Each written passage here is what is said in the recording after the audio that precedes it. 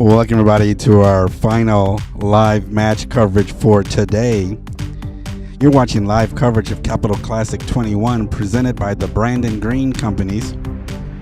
This is a GLTA Master Series tennis event featuring men's singles and doubles, brought to you by the CCE Sports Network, where diversity lives. This is our live web streaming sports initiative project. Our goal is to travel around the country, bring you the best in the gay and lesbian sports experience. Whether it's tennis, soccer, swimming, water polo, in the future, volleyball, flag football, rugby, rowing, we want to bring this and more to you, courtesy of the CCE Sports Network.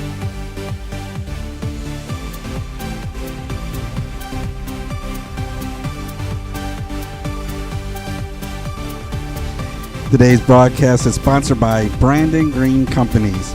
Bradon Green and his team of realtors, which are a part of the Keller Williams Capital Properties, are longtime supporters of the Capital Classic and have helped many home buyers and sellers throughout the Washington, D.C. area since 2001, including several members of the Capital Tennis Association. If you're in the market to buy or sell a home, why don't you contact them at BradonGreen.com. Their mission? To create extraordinary experiences that move the lives of their clients forward. What makes them different is to focus on you, your life, and how real estate is a tool to help you transform something in your life that's important. Find out more at BradonGreen.com.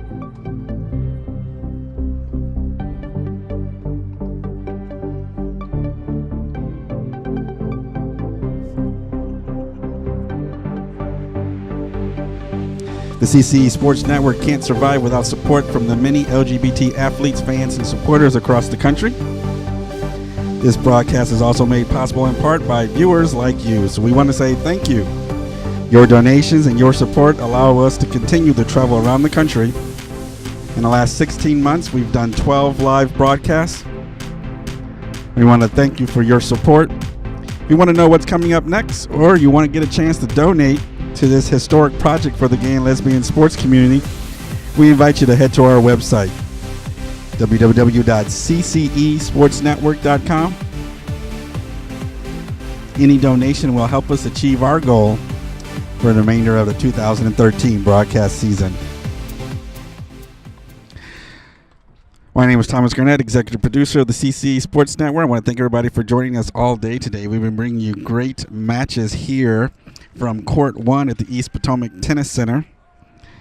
We had a B singles match to start off the day, and for the remainder of the day, we've been doing nothing but the open division. Congratulations goes out to Matt Feinberg and his team here at the Capital Tennis Association for hosting this tournament. They have the largest, or one of the largest, open draws in GLTA history with over 32 players in this tournament. So a fantastic job to Matt and his entire team. So for our last match of the day, we have men's open division singles. And we have another seeded player to give you an opportunity to see so many fantastic players in this tournament. And hopefully we can bring a lot to you. Number 6 seed, Jamar Wright.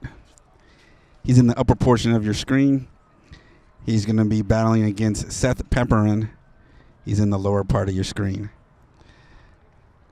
The players will be finishing warming up, and then we're going to get started, so don't go anywhere. We got another great open tennis match here on Court 1. You're watching live coverage, 21st Annual Capital Classic here at the CCE Sports Network. This time, things are going to be different. You and me and you. That's the way it's going to be. Yeah. Oh, baby. We won't be in and out, up and down, all around. Not this time, baby. It's going to be me for you, and you for me. Yes.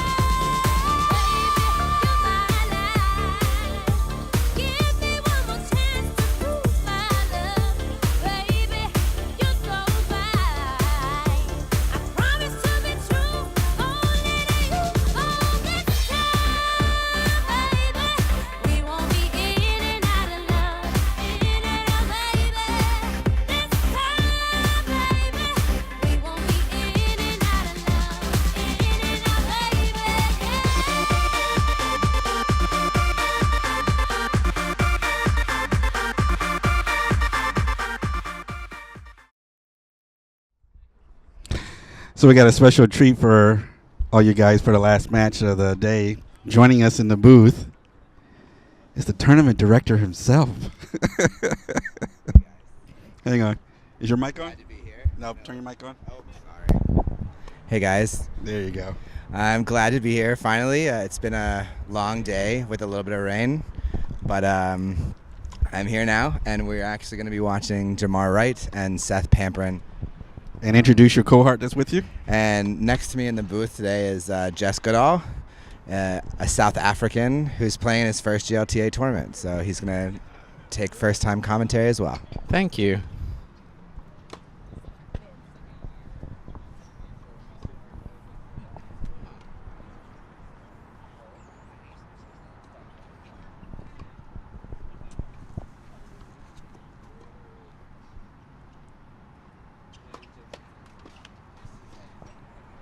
So this is actually a really interesting matchup. A few weeks ago, these two met in Philadelphia in the open draw there. It was a fairly close match, a lot of heavy hitting, lots of winners, and so it should be pretty exciting. It looks like Seth has a pretty big serve on him. So it'll be interesting to see how the serve and return game goes.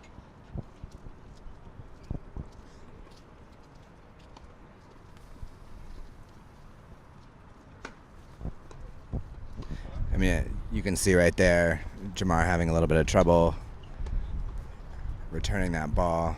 There was a lot of that a few weeks ago in Philadelphia, and it'd be interesting to see if they can adjust to the problems they had a couple weeks ago. Who actually won that match in Philadelphia? Jamar did.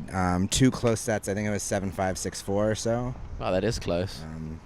But it was an indoor match, so obviously the conditions very different. It's very hot here today. Courts are drying out a little bit. That's actually strange. Just looking at how Seth plays, it looks like he might have been better on an indoor, but maybe the clay will suit him.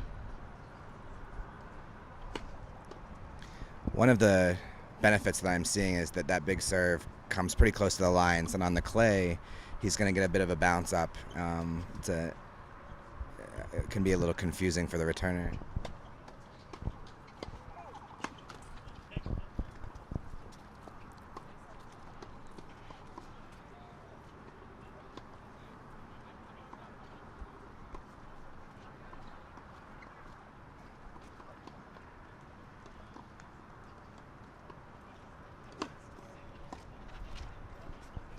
Well, that was a pretty convincing first game there from Seth.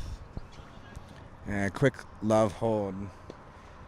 One of the things we have at the Cap Classic this year is we have the radar gun to measure some of the bigger servers. Unfortunately, the batteries are dead this afternoon, so hopefully one of these two will be around tomorrow so that we can clock them. So, was it working earlier today?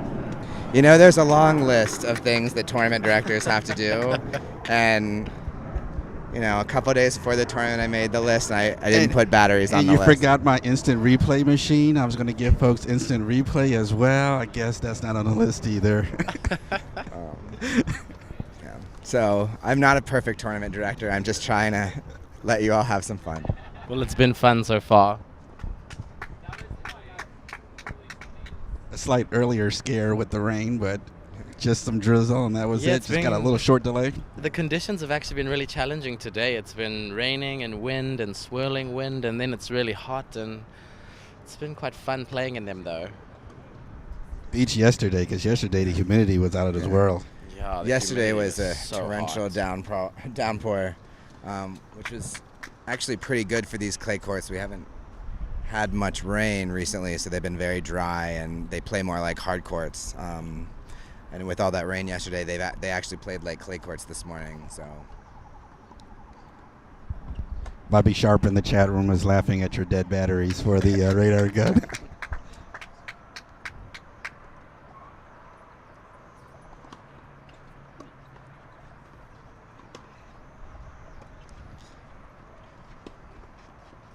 it's a really good point from Jamar. You could see on that serve, it kicked way up over Seth's head, which is a pretty smart play for him. And he moves in nicely after it, just attacks the ball, attacks the forehand inside out, ends the point quickly.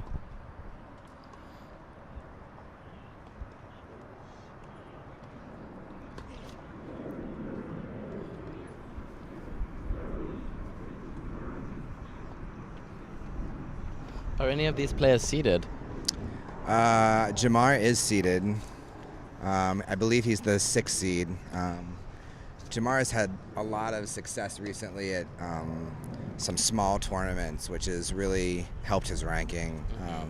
He's won the Raleigh tournament a couple years in a row, I believe, and so he's able to, get the seeding for this tournament. But honestly, seedings in this tournament didn't matter much because we have a full 32-player draw in opens.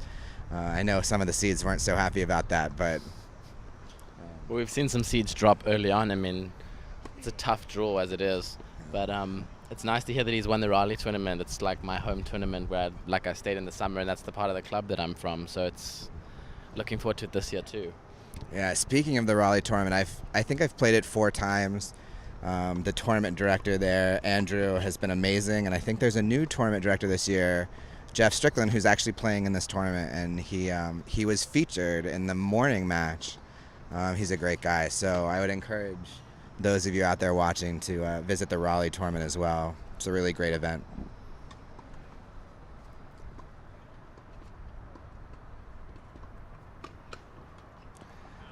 So 2 quick games here. Server's not having too much trouble.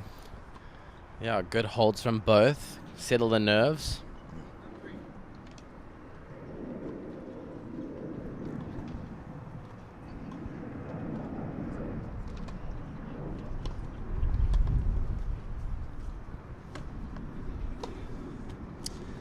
A little bit of a bad bounce there. Looked like it came right off the line. Maybe bouncing up a little bit.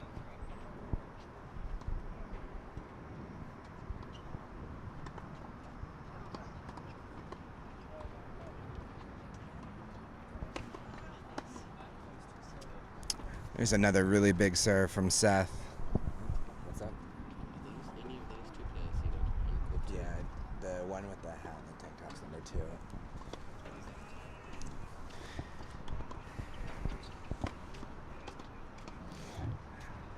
It's another really big serve.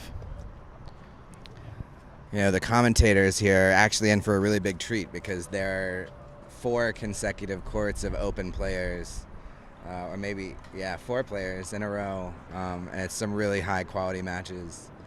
So you only get to see 1, but we're getting to see 4, so that's why you got to play the tournaments. You got to come out and watch and spectate, and then you get the best of live tennis. And the more you donate to CCE Sports Network, the more cameras you can get at the venues, and you could be watching all 4, like, picture-in-picture. It would be awesome.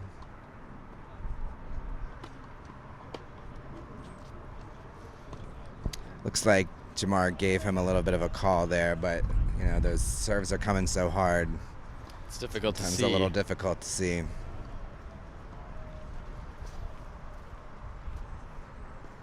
Another easy hold there, so it looks like it's going to be a battle of the serves. It's sort of the Serena versus Venus matchup. Yeah, exactly. Yeah. I was looking around earlier for Richard Williams in the crowd, but he only comes to the big ones these days. Yeah. Today's live broadcast of the Capital Classic 21 is presented by the Bradon Green Companies, BradonGreen.com. Be sure you check out their website if you're in the market to buy or sell a home here in the Washington, D.C. area. They want to make a good experience for you. We want to thank them for their support of the CCE Sports Network.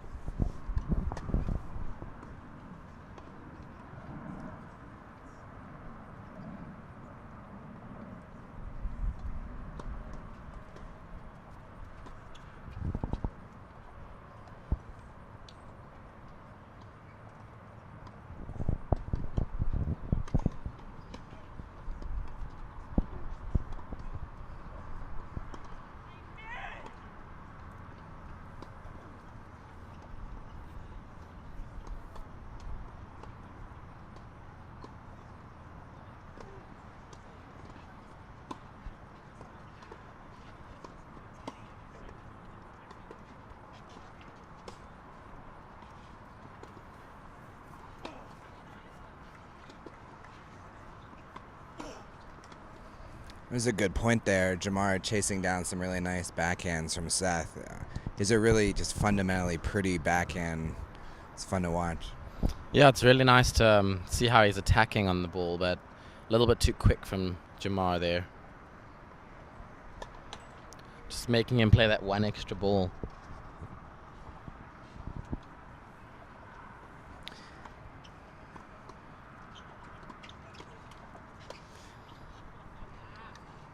It actually, from this morning, it turned into some really nice tennis weather.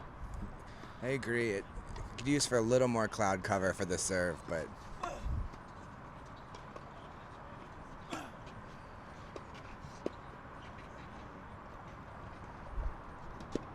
it's a really nice point for Seth coming into the net, putting away a couple good volleys.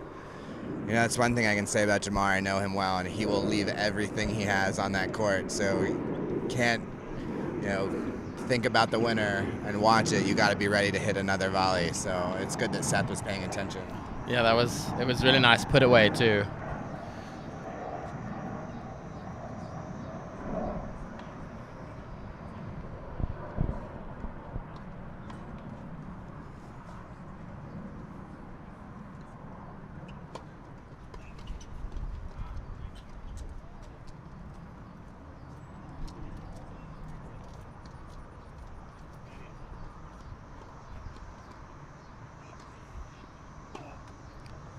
Maybe going for a little bit too much on that return.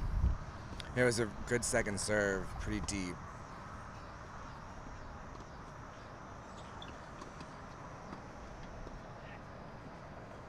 Another pretty easy hold. Yeah. It looks like he lost a dampener on the return. I think that it's what is it? 15 Yeah. 30-15. Yeah. I was a little confused by the Walking to the net of walking both the net. players.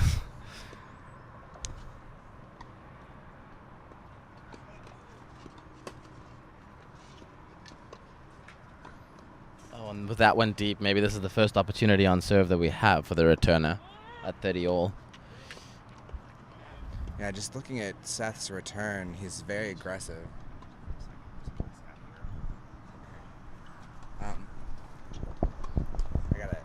I'll be right back. Apparently something's going on. So we've just lost one commentator, but I'll be with you here until we get him back. Nice rally going on. Yeah, the tournament director's job is never done. No, it doesn't seem to be, hey. So this is the first opportunity here for Seth. He's got 30-40 and a break point. Can he convert?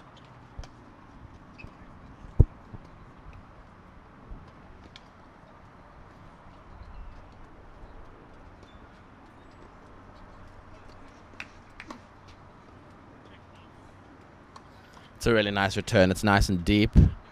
Forces Jamar off balance. Pushes it wide, and it's 3-1 to Seth. So at the moment we have a little bit of trouble for our seeded player, but it's early days yet, so we'll see if he can come back in this set. How important is that early break for a player? Yeah. See if he can build on that early break and maybe steamroll the set, or maybe Jamar breaks straight back. It often happens that way. The next game after the break is the hardest one to hold.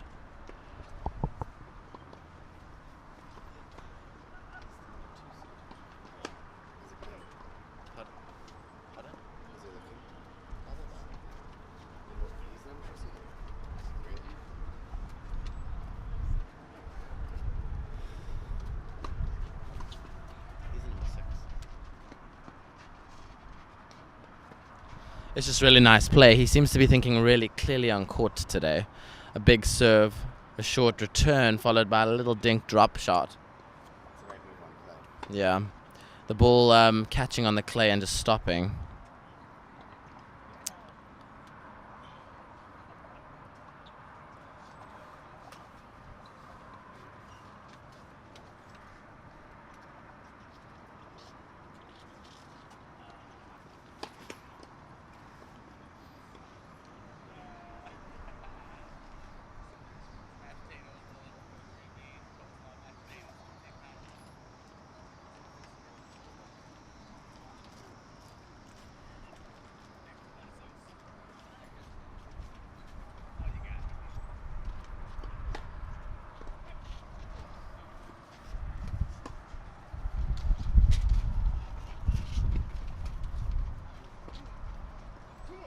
It was a really nice pass there by the 6th seed. He just thread the needle right down the line. It was a great point by Seth, but he just came up with a shot when he needed it. It's really nice to watch these open players just kind of playing their game and exploring what they can do and just coming up with shots like that.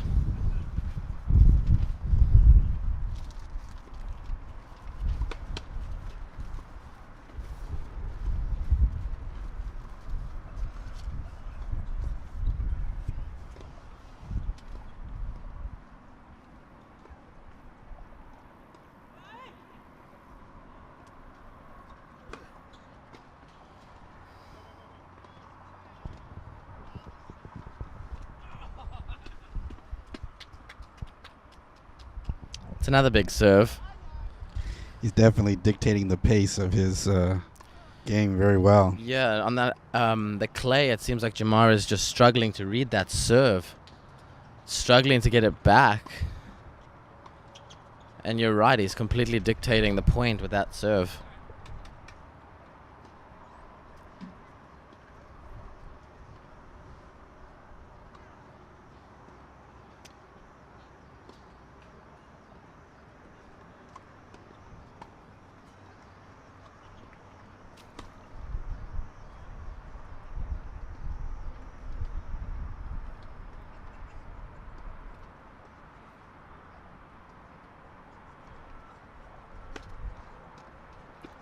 That's a huge second serve.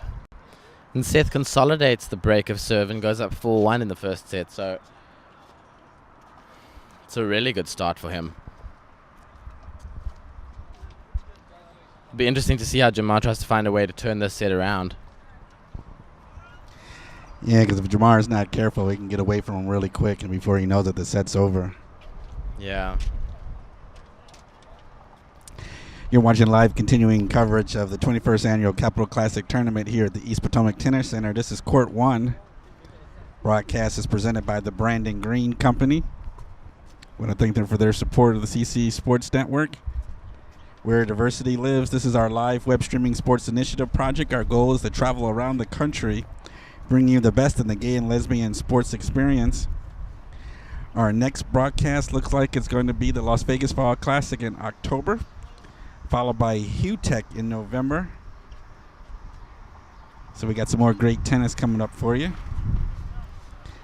I just got off the Facebook page with the tournament director for volleyball. It looks like we're not going to cover her tournament. She had some teams drop out at the last minute, so she doesn't have enough of the A and AA teams that she wants to really represent her tournament. So they've decided to pull out of the broadcast schedule. I'm so disappointed, because I really wanted to bring you guys volleyball this year. Well, we hope to bring volleyball next year. So if you're out there and listening and you got a big volleyball tournament that you want on the CCE Sports Network, please contact me, info@ccesportsnetwork.com, so we can get you on the schedule. NAGVA has just about as many tournaments as the GLTA, so I would love to get you guys covered just as much as we do for tennis.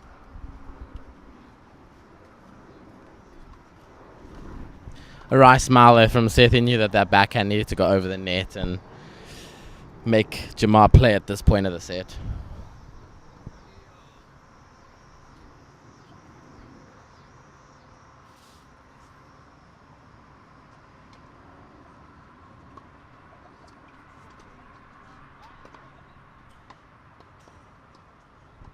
Maybe pulling that trigger just a little bit too soon on the return.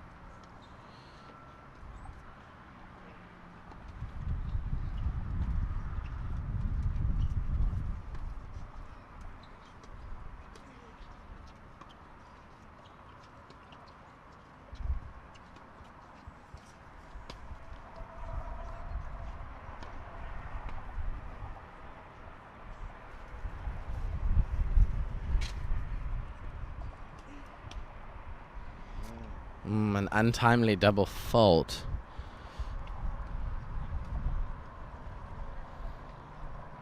He seems to be a little bit perplexed at the game that Seth's bringing on the clay.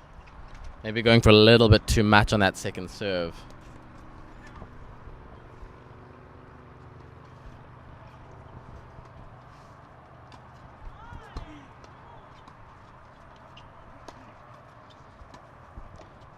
Again, a good deep return off the first serve. And Jamar just not really doing anything with it, just catching the frame, and it dribbles into the net. So he's got to be careful here. He doesn't want another break because the set will be gone.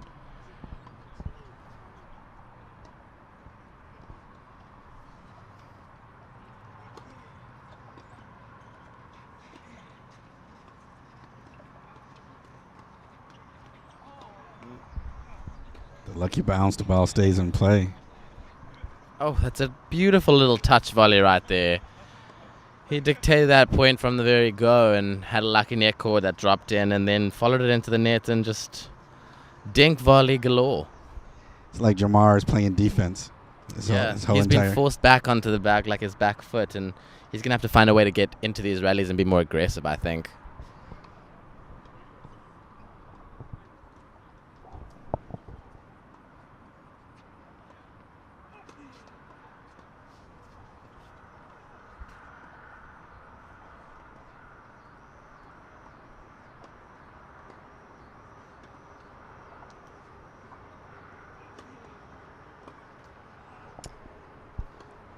That was an opportunity right there that he just like dumped the forehand into the net, but it was the right move to go for it on the second serve, I think. Maybe make a point against Jamar that he's going to attack that second serve so it doesn't come slow, you know. And that's one thing we don't see a lot of players do is attack that second serve. And I think there's a lot of lost opportunity there. Good first service there from Jamar. Yeah, right. Like really good first serves. That's a nice way to come back from being down in this game.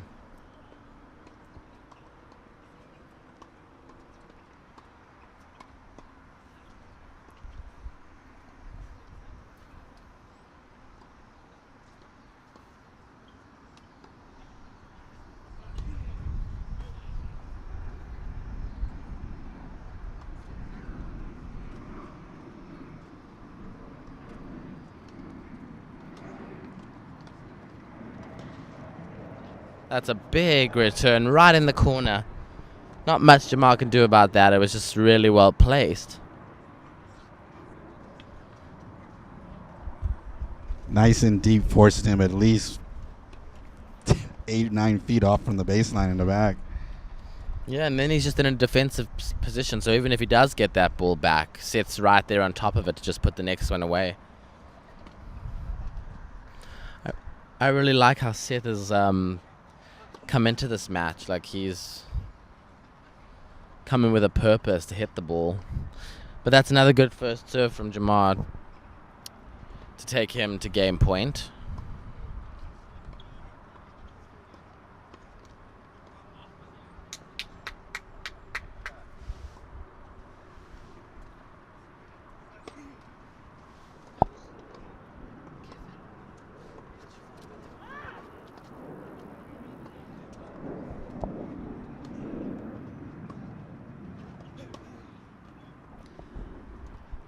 Again, a little bit too defensive from Jamar. I think he needs to step up and try and attack the ball because he's allowing Seth to step right in and push him back. And the more back, like the further back he goes, the more difficult it's going to be for him to hang in these points, I think.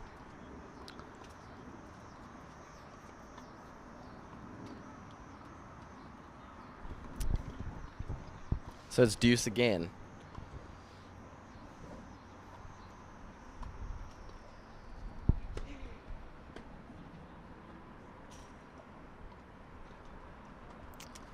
And maybe another missed opportunity by Seth. He just hits the return long there, bringing up another game point.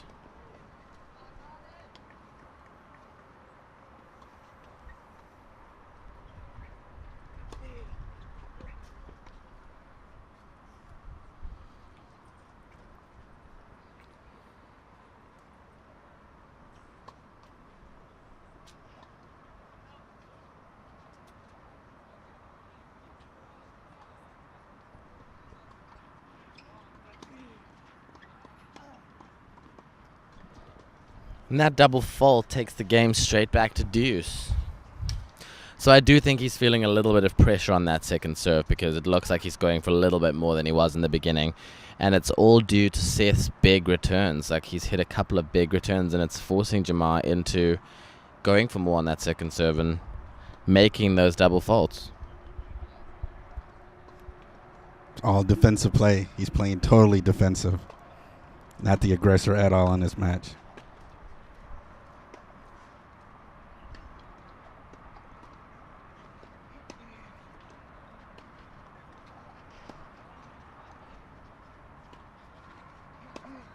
It's another really good point by Seth. He's using that flat shot to just dictate. He's bringing the ball short and getting the high looping ball and then just banging it deep. And Jamar is not yet in the groove, or he's struggling to deal with it.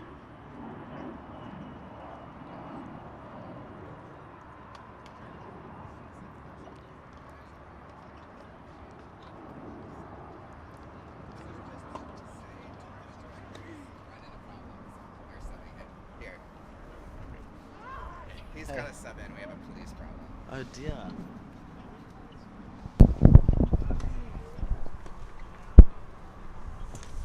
You can just go introduce yourself. This is Jake Bishop back commentating. Subbing in for Matt Feinberg, who's dealing with some personal problems. Is somebody being a little too rowdy? Did they lose their match?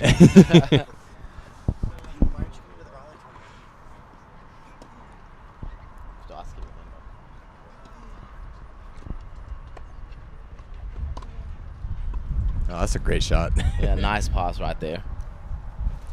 It's one of the only opportunities, the only times we've actually seen Jamar use that passing shot. It's been Seth the whole time that's just been dictating.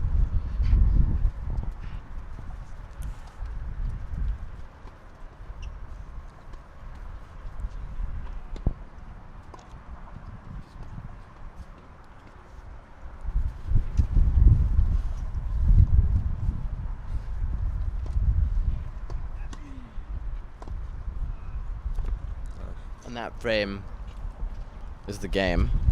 So that'll be 4-2.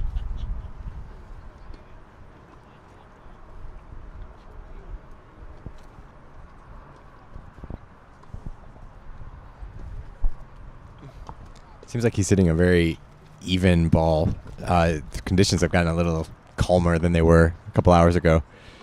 Where the wind has really, really dropped down. Yeah. And it's allowing him to bang down his serve. I mean, he's been just streaming through this service games this set so far.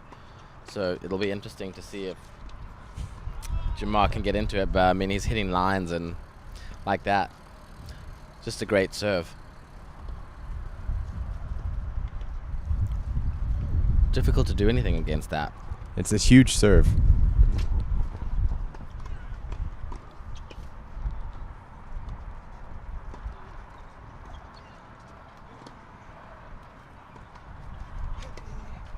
Oh. I like that play though. If he can use the slice, maybe like get Seth off his rhythm, it might change the matchup. But at the moment, he's just allowing him to dictate.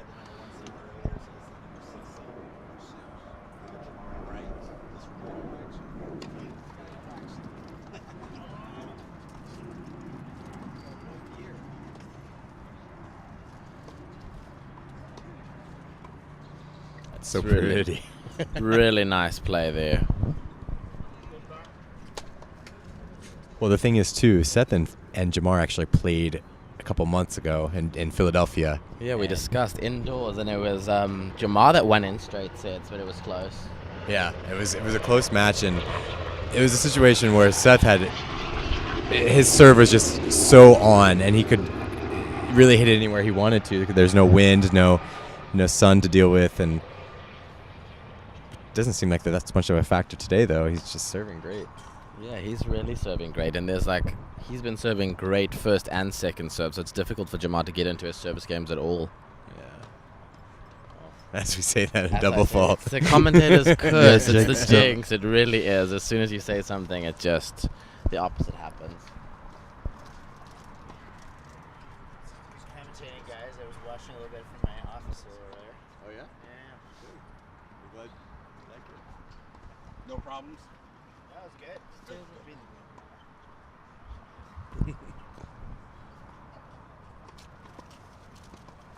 40-15 here. Good job, Joe, during your tennis match. A little lively. A little better than Mary Corilla. A little better. How come you're not doing rally? How come you're not doing the rally tournament? They never got back with me. Oh, that's a bad miss. That is a bad miss. He brought him to the net. He hit the right shot. It was a nice dipping ball. Got the ball he wanted, and then he just sprayed it long.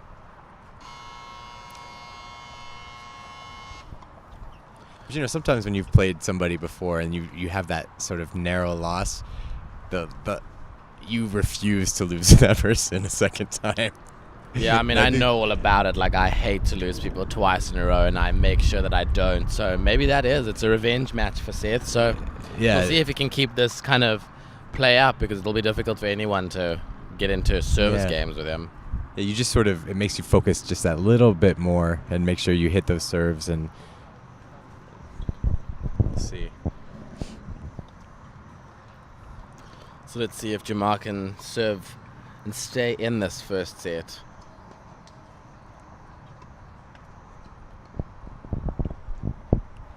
He actually hasn't been serving badly. He was holding relatively easily. There was a couple of double faults and a couple of great returns by Seth in the game that he broke.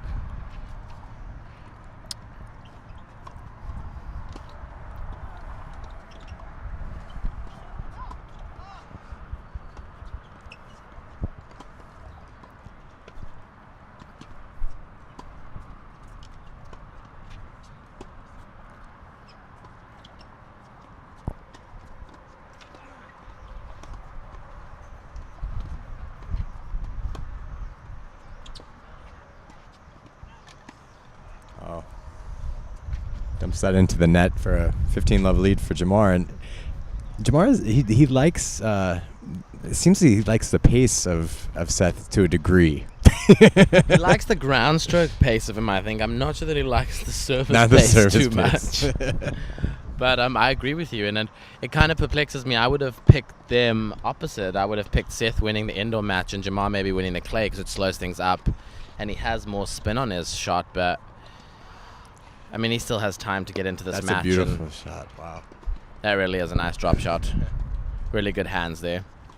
Yeah, there's definitely still some time here. It's just really one break, but it kind of seems inevitable that Seth will win the first set if he continues to serve the way that he's serving.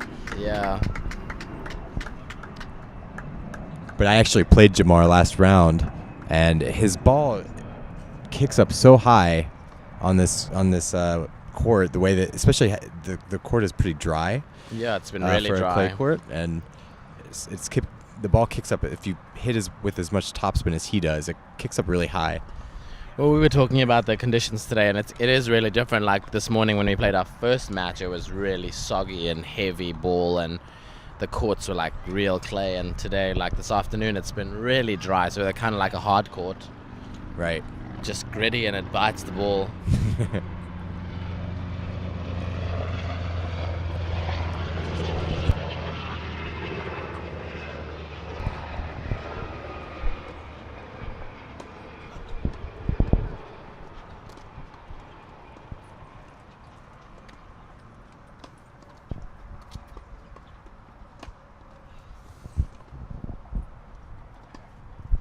Maybe trying to pull the trigger just a little bit too soon there. Yeah.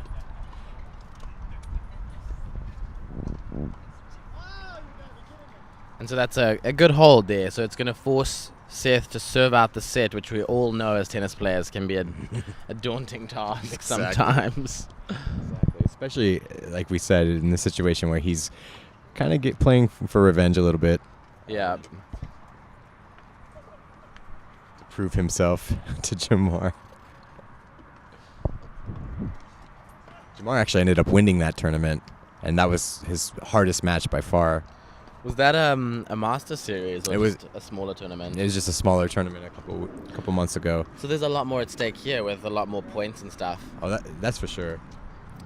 So that can be another factor. Oh. But I mean, maybe he's tightening up just a little bit. Jamar just threw that return up high and deep. It was a good return, and Seth hasn't struggled with those all day, and that one in the middle of the net.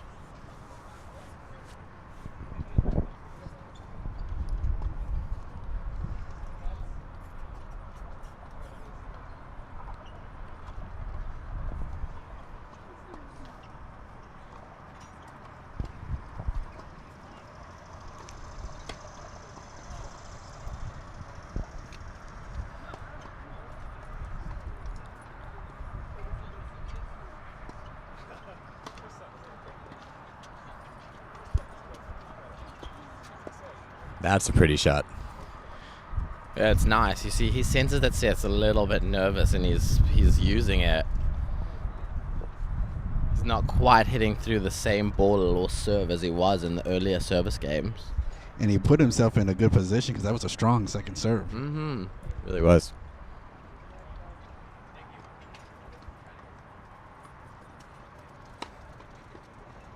Oh, narrow miss there.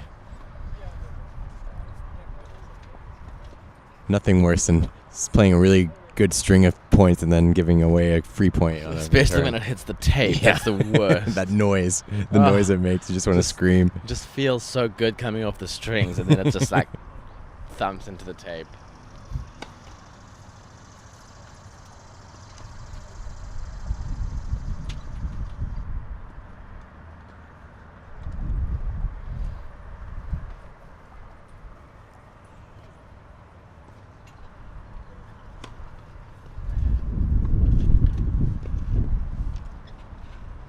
That's a really nice point. He followed that second serve in nicely and put it down the line with a lot of force. It was difficult for Jamar to do much with that. You know, I watched their match and in Philadelphia, and it was really Jamar was just hanging in every point. He really wasn't doing anything to win or lose a point. It was all Seth and how big he was hitting the ball or how many mistakes he was making, and it seems to be the case here too, to a degree. I agree. I think the way that Jamar would have to play in order to beat Seth would be to just get every ball back and make him miss. But at the moment, Seth's serve is so difficult to get back, and he's just hitting really nicely, like within himself, and it's hard for Jamar to just do much at the moment. And so it's set point here. Oh, and a double fault. I think that may be the first double I've seen from Seth today.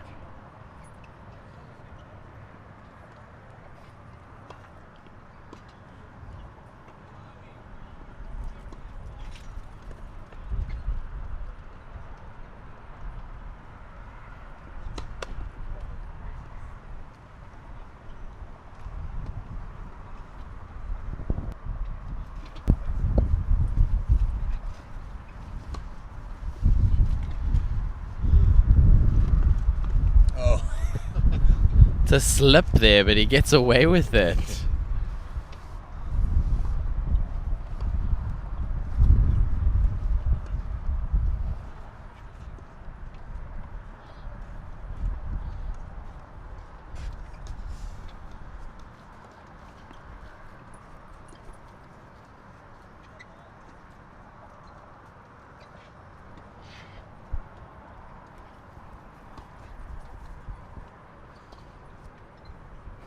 So a second set point. Let's see if he can put this one to bed. A couple players finishing up and walking through the court.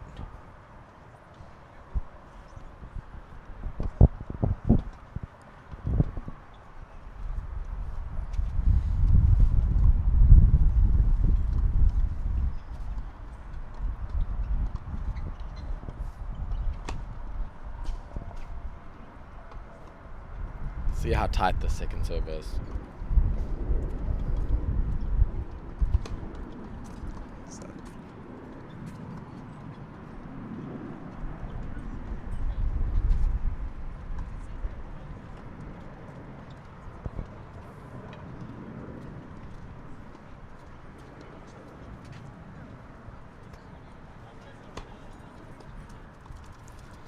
And that'll That's a do it nice for the serve. first set. So 6-3, and it's going to be an uphill battle for Jamar here if he wants to pull it out in 3 sets. So if you had to give advice to Jamar, what would you tell him to change? How would you tell him to approach the second set? I would tell him to be a little bit more aggressive. I think he's been dropping balls a little bit too short and allowing Seth to like attack, come to net, put away the volley.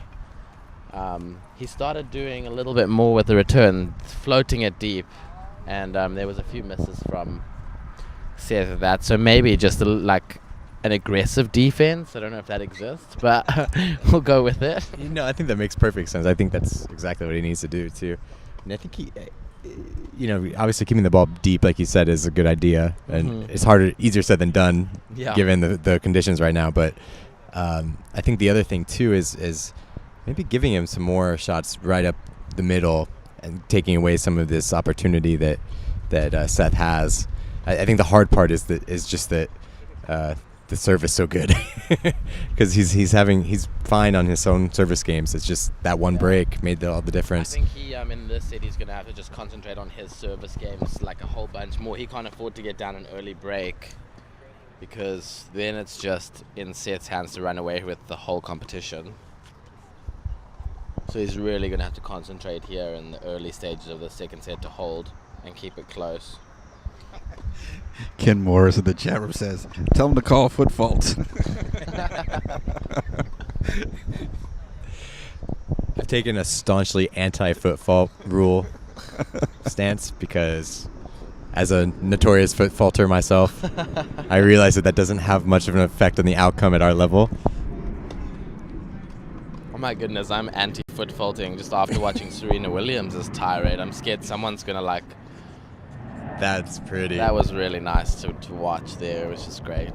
But I'm scared someone's going to turn around and flip out on you and just start threatening your life for calling a foot fault. So that's definitely something that's happened in these tournaments too. I mean, you get someone who sees it happening and finds a way to get in their opponent's head by calling a foot fault on them, or well, I tell you what, in every broadcast we've done, I've never had anybody call a foot fault. And I've seen a lot of foot faults, but I've had nobody call it. I mean, you do see a lot of foot faults, but it's so hard as a player to call another player on a foot fault, because it's on the opposite side of the court. So you're not really watching their feet necessarily.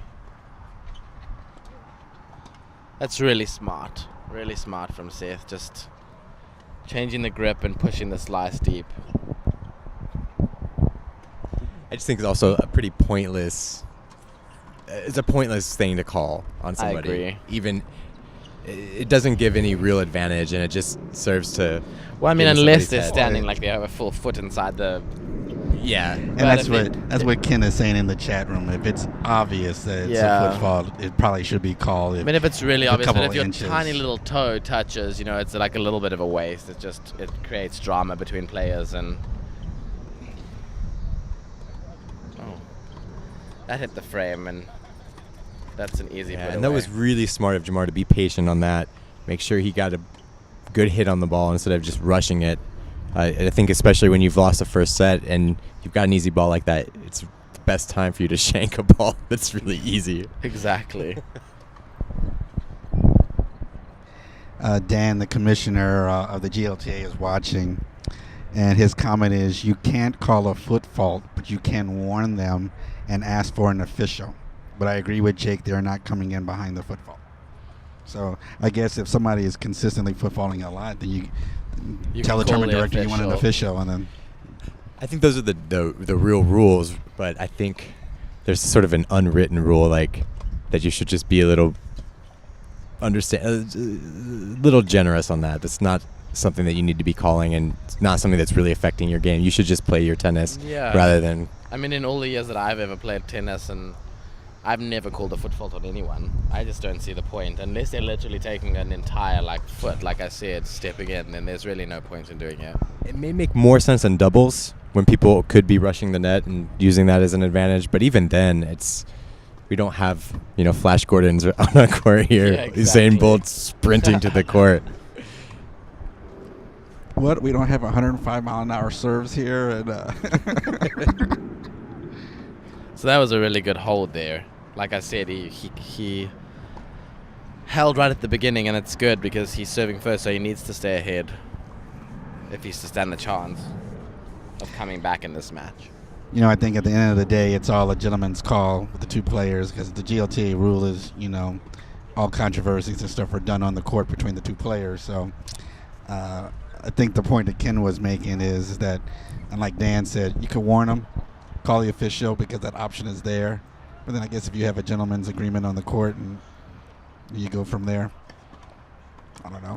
I mean, I think it's good that these kind of tournaments have officials, just to like kind of mediate between the players, because sometimes it gets a little bit rough. Bobby Sharp says he goes Serena on them. They called a foot fault on him. Now, Bobby. See, those are the players that I'm talking about. That's why we don't call foot faults. now, Bobby. The amount of smack that people would talk behind your back for calling a foot fault is not worth the point or two you might win. That's a beauty right there. That is really nice. It is really nicely played.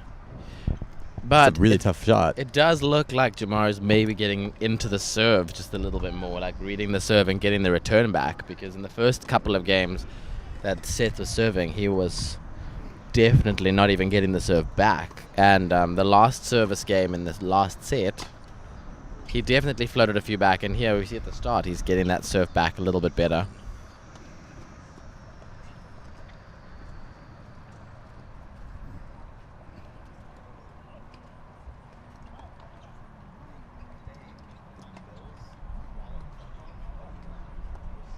Now, here's an interesting question for you guys, since you guys play quite a bit.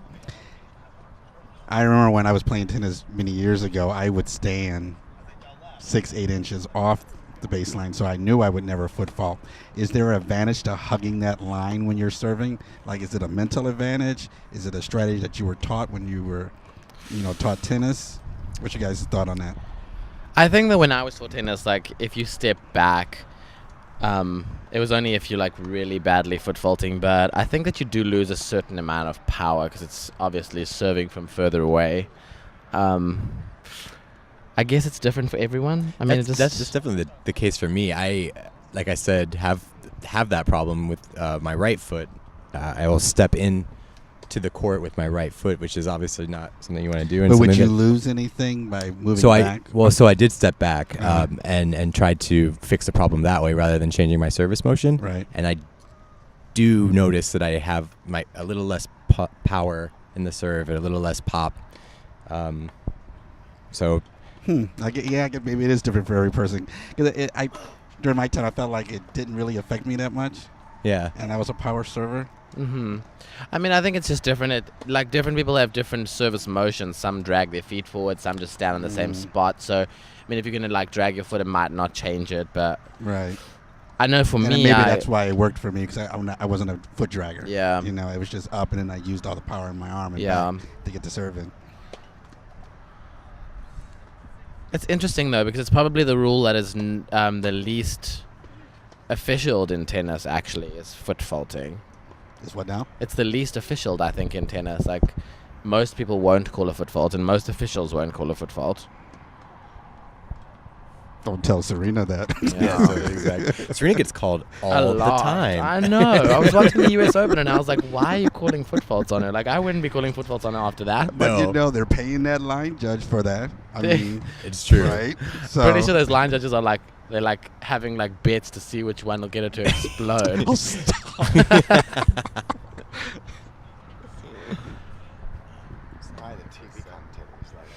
Give you extra money.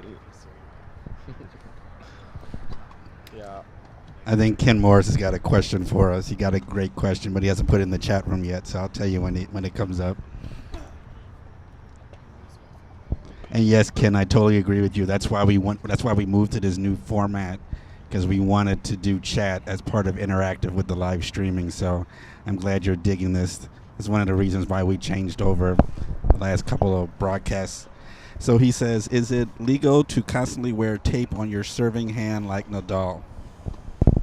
That might be a question for Dan. Dan's in the chat room, the commissioner. Is it legal to wear tape on your hand, on your serving hand? Is that the question? Hand, yeah. It's legal. You can wear tape anywhere on your body. It's not illegal to wear tape as long as it's for a medical reason. And I think that Nadal wears them so he doesn't get blisters, as far as I know. Tennis rules say yes. Fashion rules Say may say no. something different. Fashion police might be out for a Did he just taped get hand. broken? Is the score 2-love? Or was it 1-all? We're busy talking about everything else except for the match. Yeah. I don't know. Yeah, exactly. We were Wonderful. talking about the match. No, actually, the folks in the chat room are telling me that they're enjoying the conversation. So Oh, actually, Ken said wear on your fingers. That's what he was talking about with the tape. Putting the tape on your fingers. He No, I wasn't- know, but it's legal Okay. to wear tape anywhere on your body if you have an injury. okay, I 'Cause got if you. you have an injury to your finger, they can just come out and tape it for you. But you're allowed to wear the tape. I'm Yeah, pretty sure. I think Otherwise- Ken was trying to say that he thinks he wears the tape so that he can hold on to the racket better. Oh, that's so the theory maybe that- he's thinking that it's for grip. I never Right. thought about that. Maybe. That used to be a problem with me. My hands used to get really sweaty, and sometimes I would have a hard time holding onto the racket. And that's an interesting theory. I've never really thought about it. Yeah. It's difficult to outlaw tape. Yeah. Where you can put tape and for what reason? Yeah, it's difficult to outlaw tape. I think it's just a strange thing to try and outlaw in tennis. Yeah, Dan was saying that at our level, some players wear gloves. I couldn't see myself wearing I've gloves. seen players wear gloves, and I think Yeah. it's the strangest thing. I don't think I'd ever be able to play tennis wearing gloves. I couldn't. I agree. Because you change grip so often. And you have no feel either. Exactly. What's happening, It's just so- the most bizarre thing. When I used to play flag football, I couldn't do it with gloves, even if it was cold outside, because I could not feel the football. So it was like, how do I make a good pass if I can't really get a grip on the ball? Yeah, it's true. I mean, I don't know, especially in tennis, because the racket becomes like a. That was a beautiful return. Becomes like a part of your hand, Mhm. almost. Like you feel the racket, and with gloves, I feel like you wouldn't be able to feel it at all. Or you constantly would have to play with it on until you got used to it. Yeah, And I it might- guess it's different for different people. Right. I mean, living in DC, it'll be difficult to play it in winter without gloves.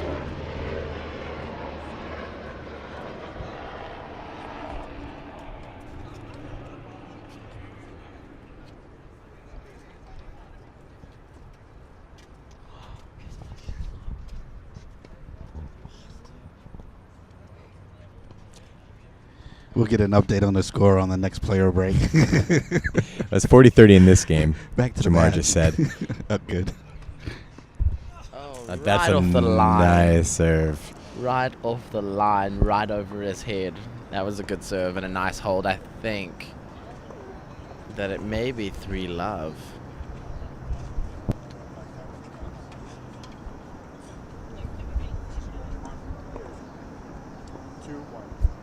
Oh, it's 2-1, so there has been holds throughout the set.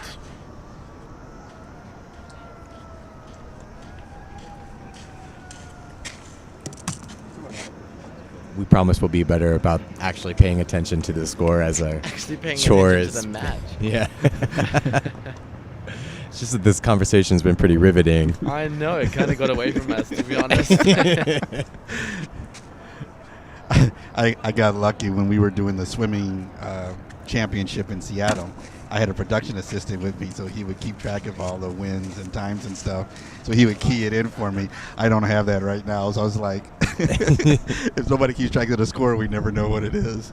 And then these open players, I love them to death, but they never call their scores out. Yeah, I mean, As I'm much as I ask. I'm probably the worst for that, actually. Like, I just assume that you know what the score is because you've been playing the game. You know what I mean? Like, Right. I only call it, especially in the GLTA, because there will be those players, those off players, who will try to like put one over on you. Yeah, it's Like, true. what do you mean? It's love 30. It's love 30. So you have to make sure you exactly say what the score is every point. Not so bad actually in the opens, but definitely when I played A's, that happened quite a bit. I don't know how much of it is really that intentional though.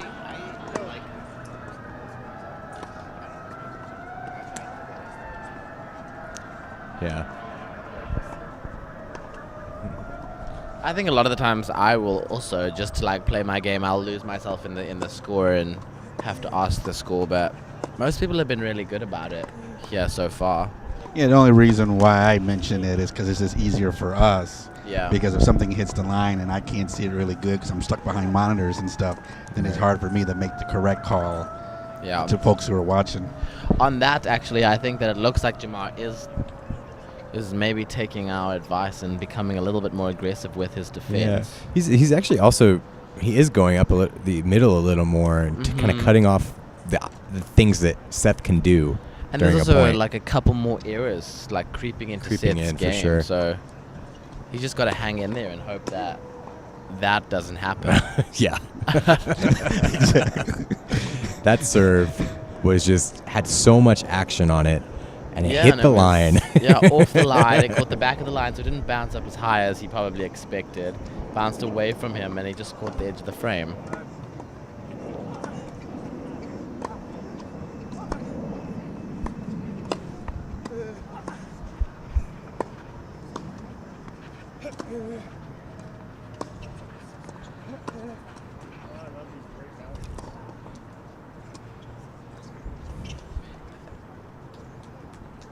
And that happens quite a bit whenever you're playing these matches and you play a couple points where you're pinned back really hard behind the baseline like that, and then you get an easier shot and you just sort of dump it in the net.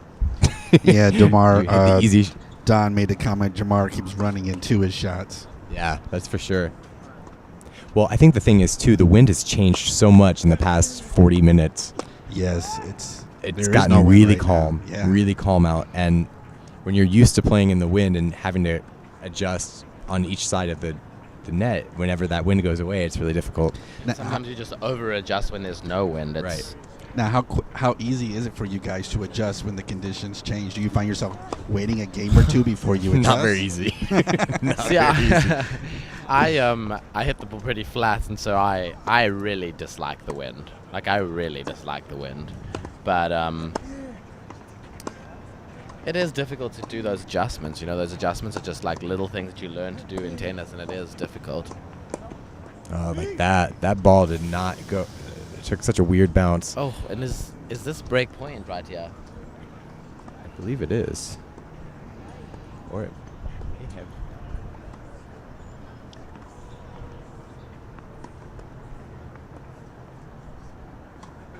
Yeah, I think we have a break point here. I think so too. It's the first break point he's actually had. Could it be that maybe Seth's getting a little bit tired? Maybe putting a lot into that first set. I think so. I think he's getting a little frustrated with these people crossing the courts too. Yeah, maybe getting frustrated in general. taking Everything it out on the frustrates people. you when you start to get tired. Yeah, especially like you start making a few errors, you start to let it get into your head, everything gets frustrating.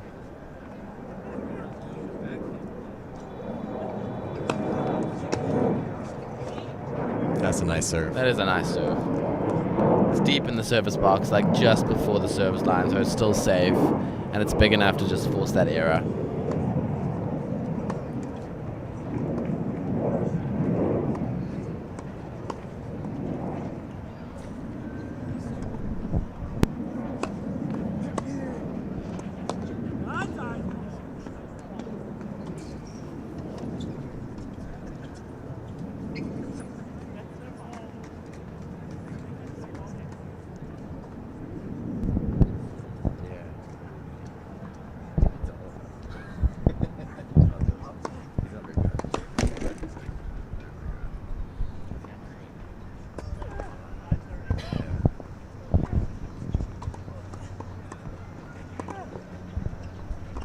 John Hardy has just joined us in the chat room. John, thanks for joining us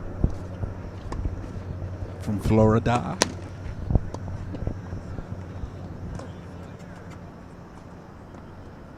Got a break here. Sure did. Wow, so it's 3-1. Could this be heading for a third and deciding set? Early days yet in the set. Maybe Seth can pull it out.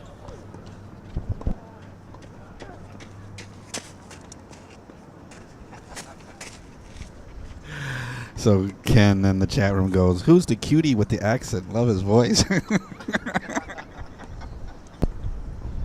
Oh, I'm surprised that you guys can understand me. I understand you very easily.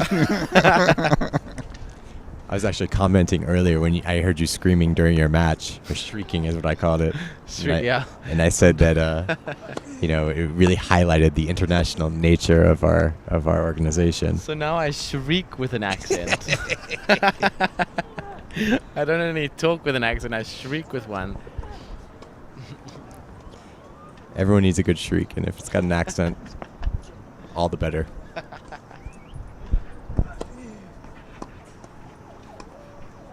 It's a nice serve. Yeah, he's really been picking up his serve in the last couple games. Yeah. think that Seth really needs to start like put his concentration back into just doing what he was doing in the first set. Because he's making a lot of errors, and right now Jamar is not really having to do much because it's just error after error from Seth.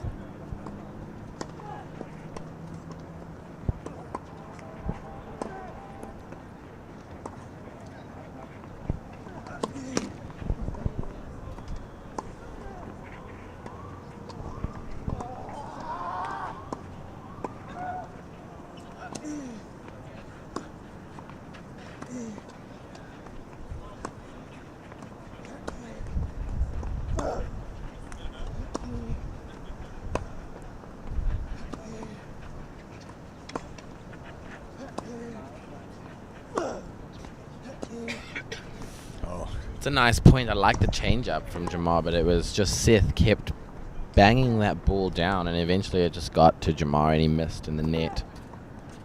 Still, I like that he's trying to change things up. It's a nice, like, it's different. It's different. It'll throw off the rhythm that Seth's been having in this match. Like I said, when I did play him earlier today, and the match was completely different than this. He hit pretty much every shot in the book at one point or another, and the fact that he's sort of like trying to hang with Seth in these big hitting rallies is not, I mean, he's changed his strategy and he's not doing that as much now, which is good. That's the way he's going to win. It's not a big serve. He's not throwing in those big serves, but he's placing them nicely that it's just forcing an error. It's nice to see players that use like their mind on court still instead of just trying to whack the skin off the ball. Jamar actually is probably one of the biggest brainiacs that I know when it comes to like keeping track of what people actually do on the court and their tendencies and what their best shots are. You'll talk to him after a match and he'll just sit there and dissect everything that's happened. It's pretty interesting because sometimes I don't even know if my person has like like if they're left-handed or right-handed.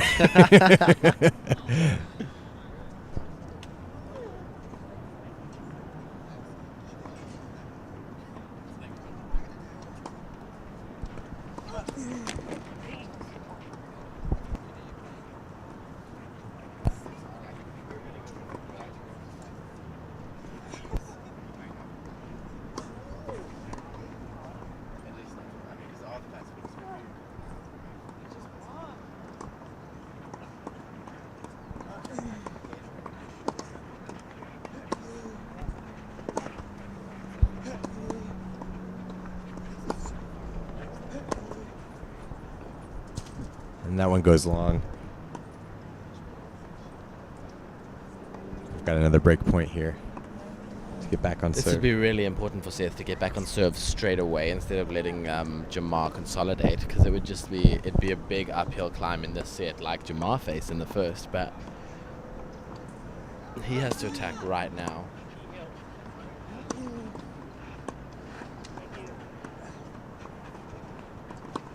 Oh, he got the ball that he wanted and he just dumped it in the net. Struggled with the footwork. Jamar actually slipped halfway through that point too, and he managed to recover somehow. Got to the service line to get that short ball and somehow pulled it out. But deuce here. That extra ball, he's making him play that one extra ball, and then it's just too much for Seth at the moment. Well, in this set, it's like a complete turnaround from the first set where he was just hitting everything.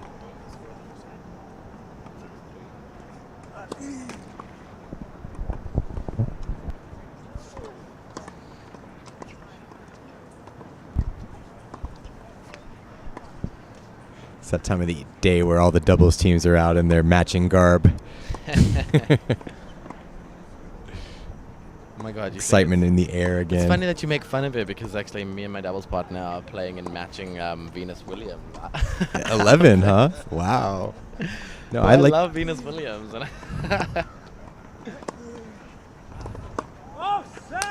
Ouch. And he's trying to be aggressive, he's doing the right thing, but you know, when that person your opponent starts getting all those balls back, then you feel like you have to do even more. He started losing just a little bit of timing. Yeah.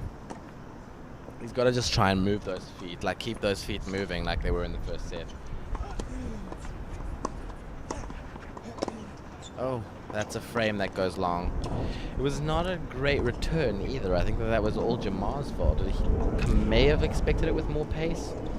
I would have expected it with more pace, just given the past couple games.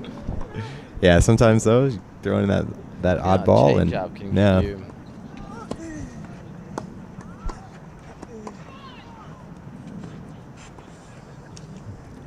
the worst bounce I've seen of this tournament.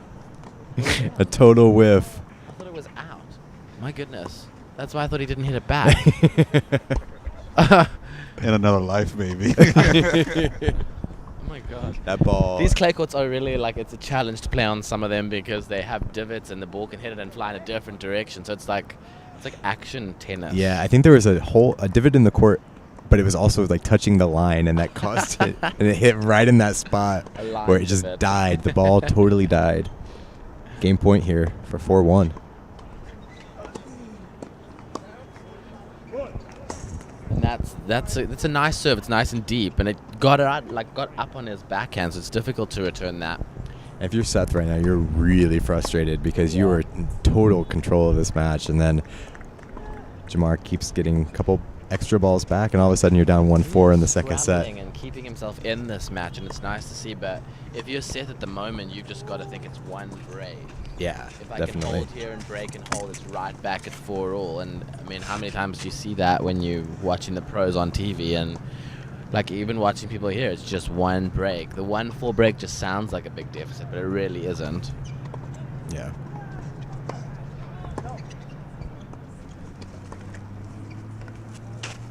I kind of think though that this match does deserve a third set. It's been a nice quality match, and there's been a few errors, but nice rallies. And I think they both played during the time where the wind was really bad and caused their matches to be very poor quality for them. And I think that they're kind of relishing in the fact that the weather's better now. It makes it easier to hit a clean ball. I think in the first set it was Seth playing really well, and in the second set it's been Jamar that's played a little bit better. So maybe in the third we could get both of them playing well at the same time, and it would just be a great set. Cherry on top of a great match. Are you playing doubles in this tournament? I am playing doubles. I'm playing McCartan Ackerman. So. Are you playing open doubles? Open doubles, yes. Nice. So we'll see. I'm playing open doubles, but I don't think they were going to get on today. I think they will probably get on tomorrow. Just because of the rain that caused havoc this morning.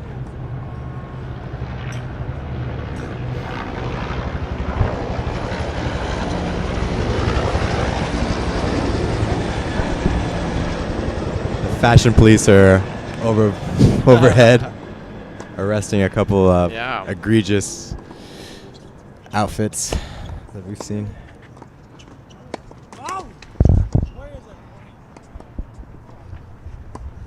You can see the frustration coming out now. Like he was making those shots at will in the first set, and now it's just like dumped into the bottom of the net.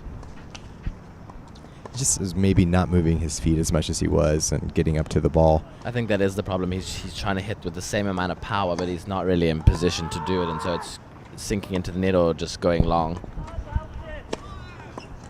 One thing that's still going is that serve is still pretty much there, and he's going to have that if he's in trouble to pull him out of trouble.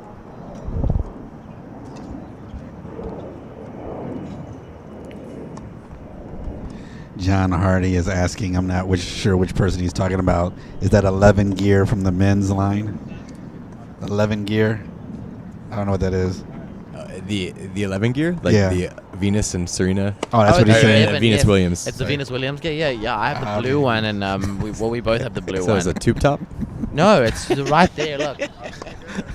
But it's for guys? Or? Yeah, it's for guys. Oh, okay. There's a guy, she does a guy's and a woman's line.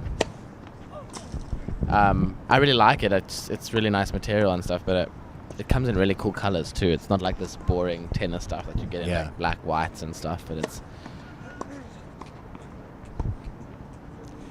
She definitely is not afraid of color. no. I mean, did you see her at the U.S. Open Yeah. this year with the purple hair? I thought it was. I thought she looked great, I thought she looked fantastic. and with the really fuchsia lipstick. What's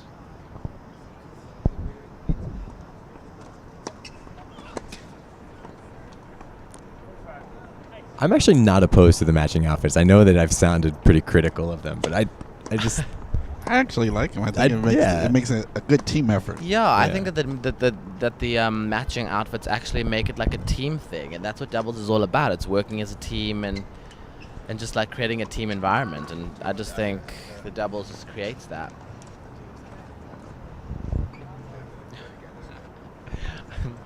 My partner in doubles is telling me to mention that we have matching outfits for another day, but because obviously we're going to win the whole tournament. Yeah. I'm just throwing it out That's there.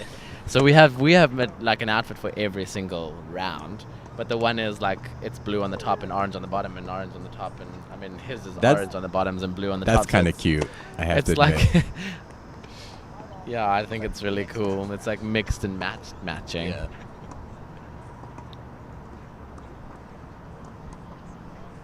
Most of the time, I think I have a problem with it because none of my partners want to wear as crazy of clothing as I want to wear, and so it's difficult to find a middle ground that we can agree on. Well, if you I'm wearing like normal clothes right now. yeah, you're really wearing but- like plain, but the but- shoes are cool. I like them. They're purple and Yeah, I'm wearing basketball shoes actually. Basketball. did you play tennis in them? I do play tennis in them. They're I think basketball shoes and tennis shoes are structured in the same way. A lot of lateral movement, and they Good for you, lace up though. pretty high. I am wearing the American flag tennis shoes, which have today been dubbed Wonder Woman shoes. The limited edition. Those are the Andy Roddick shoes. Yeah, the Andy Roddick from the American Olympics. flag. Yeah. I'm not Really even cool. American, but I'm very patriotic towards America.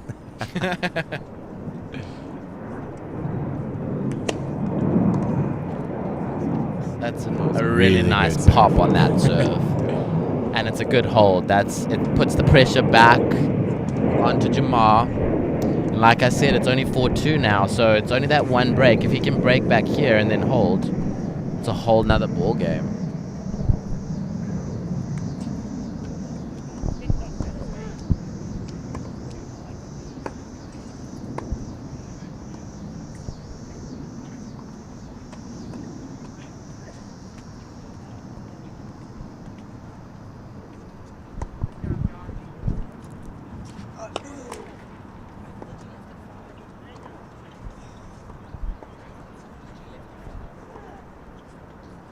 Normally, yeah.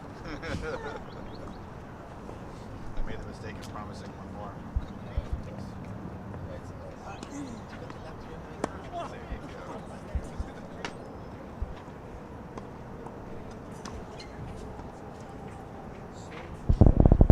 Didn't see what happened in that point, so you'll have to It was, come in. well, it was hard to see actually whether that ball was in, and nobody made any noise, so it's difficult to. So we'll assume that it's in. Well, but Seth acted as though it was out, so I actually. Oh, we'll assume that it's out. We'll assume it was out. Okay.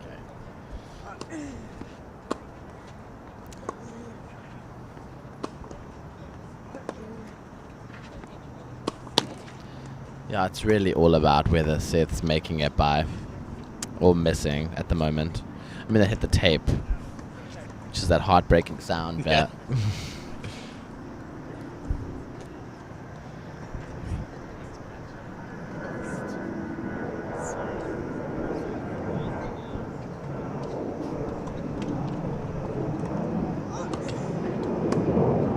That's a really good serve.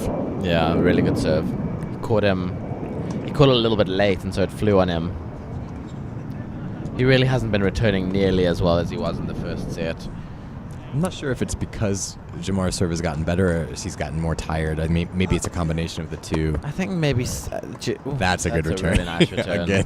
Jamar didn't even move He needs for to be. that. He has to be contrary whenever we. Just kind of watched it whiz past him. That was really, really pretty. As we said it, it's just the commentators. I think he heard us. Yeah. He got annoyed with us. I can return. I'm not tired. Exactly. I wonder if it is because he's tired, if he's thinking, oh my, I don't really want to go to a third set. Or maybe he's thinking, I don't really want to push myself in this set and maybe just give him the set and then go to a third, but it doesn't look like that. He's in every rally. Took a really bad bounce. It's a nice point. It's a nice point by Seth.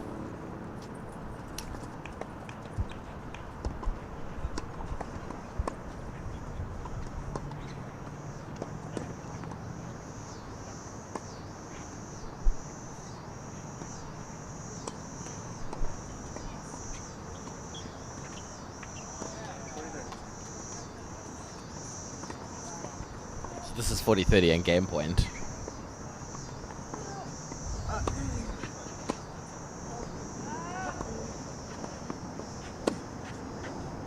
That's a really nice shot. That's a great point. A deep return, gets the short ball that he wants, and he puts that backhand away.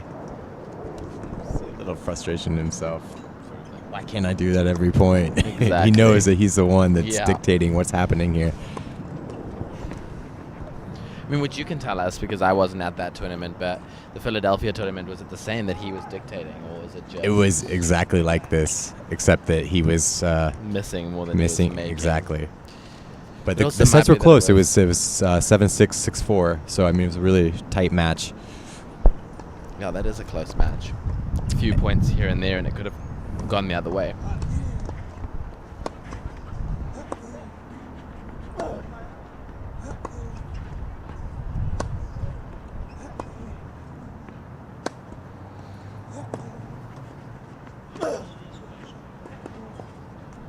And a break point opportunity, but I mean, we can see he's putting in a very big effort right here.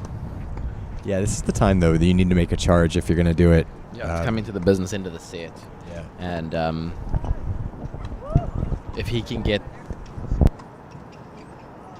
this break back, then he'll be right back in it.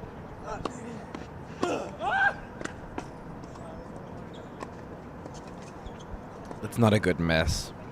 He maybe went for just a little bit too much there.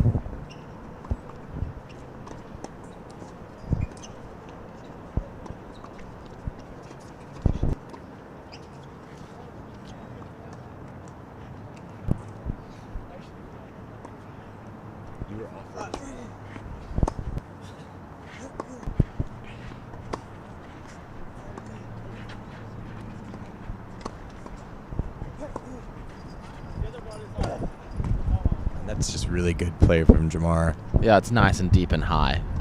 He didn't take that ball early enough, Seth. He just kind of let it get to him, and it was above shoulder height, and it's difficult to drag those balls down.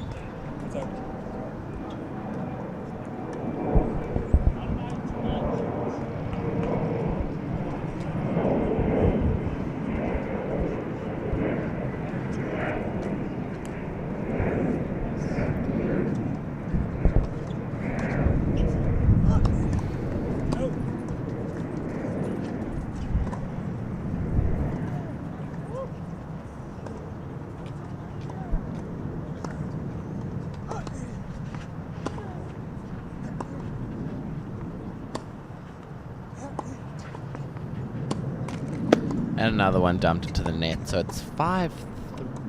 5-2. 5-2. And he'll serve to stay in this set. Just in this break, we were talking about the players on the second court, and you guys can't see them, but it seems like an exciting match going on between the second seed and an unseeded opponent. But Yeah, we've got John Garika on the court. He's getting really frustrated. he looks like he's struggling there, and so it may be a seed in trouble again on the opposite court, and we'll keep you in kind of in and out of the loop there because we don't really know the as much score, of the loop as we have. I know that John started out the match really strong. Was up 3-love, and he's prone to histrionics. I can say that since he's one of my good friends. But so am I, though, with this foreign squeal, you know. So with your foreign squeals, Exactly. yes. I mean, it's a gay tournament. There's gonna be some histrionics. So yeah, exactly. So maybe he's actually winning and just not happy with the amount, like of errors that he's making, or maybe he's actually in trouble. Like, we don't actually know at the moment, but we'll get back to the match over here on court number 1. I want to give a quick thank to our sponsor, Bradon Green Companies, for sponsoring today's tournament. BradonGreen.com. If you're in the market to buy or sell a home, make sure you go to their website. Creating extraordinary experiences that move the lives of their clients forward at BradonGreen.com. I want to thank them for their support of the CCE Sports Network and the sponsorship of today's broadcast.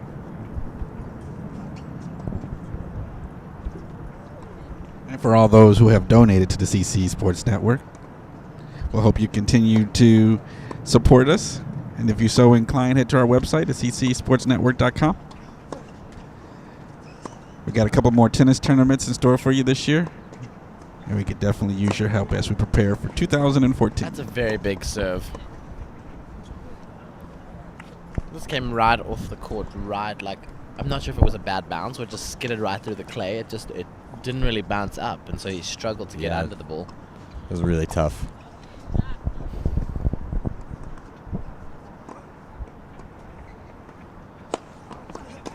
And another one. So he's not going to concede this set easily. He's going to force Jamar to do what he had to do in the first set, and that's serve it out. But Jamar doesn't really have that big of a serve, so he does have those really consistent ground strokes. And so maybe he'll have to like grind out the set instead of banging down the serves. I think that's probably what we'll see, because I don't see Seth giving up this game.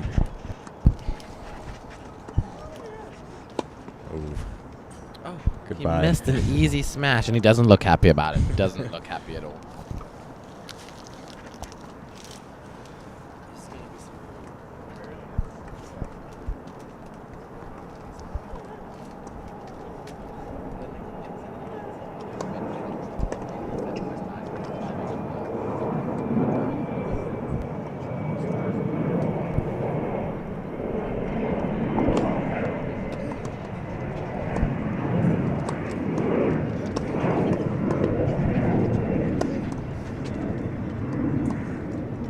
That is a nice shot. Like it looked like it was going to go out, and that topspin just dragged it down at the last second.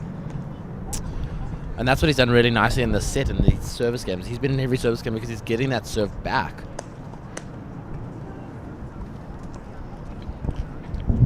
He's very scrappy. Yeah. This guy. He seems like it. He seems like he's just... I mean, it's good. He's playing every point on its merits, doing everything that he can to just stay on the point and win it.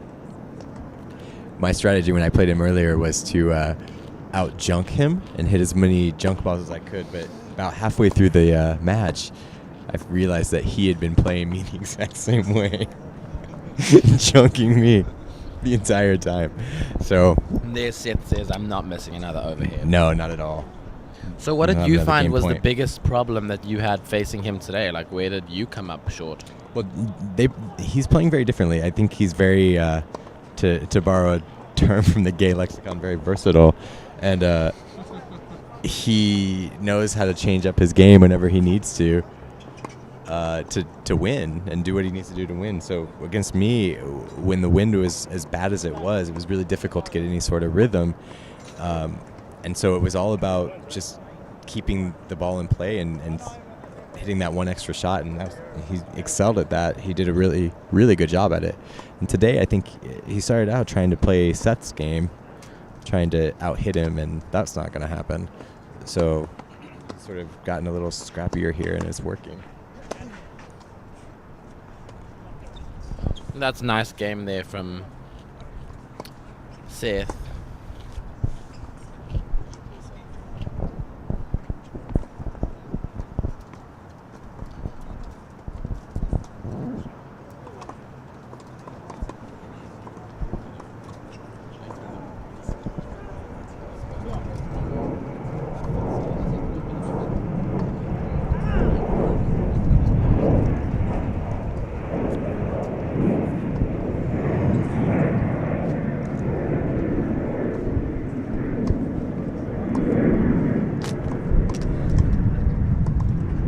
So serving for the set here, Jamar.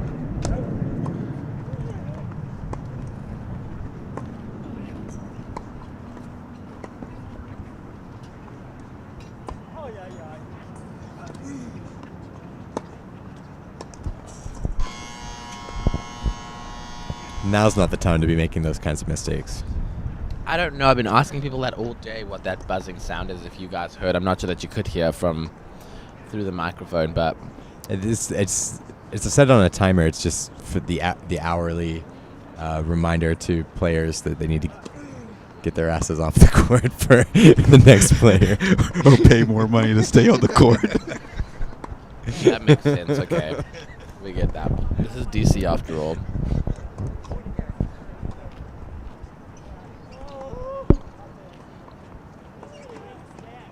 So 30 Love looks like he's gonna be able to take this set and push us into a third. You know, if this gets to a third, you really gotta like Jamar's chances to win the whole thing. You really do. I mean, especially if Seth is looking tied in the second, that Jamar is just looking as fresh as a daisy.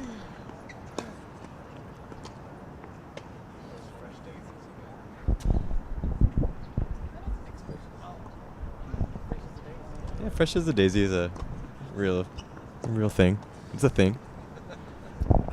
You might not want to be called that.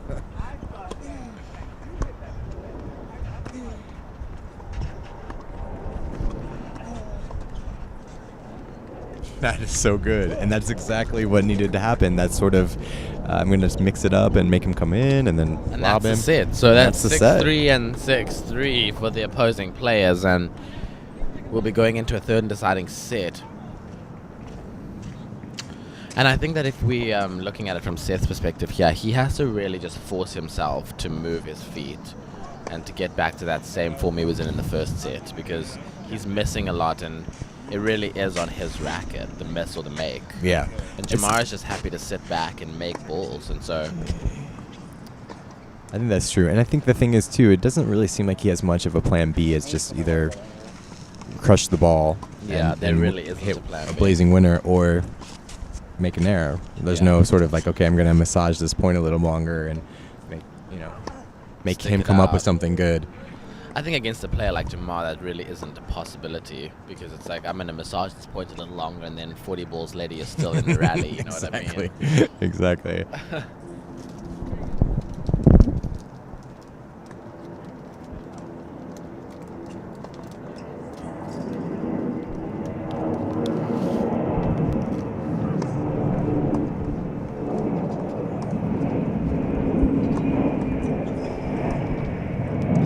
Players are taking a quick break. We'll be back in a second. You're watching live coverage of Capital Classic 21 here at the East Potomac Tennis Center in Washington, D.C.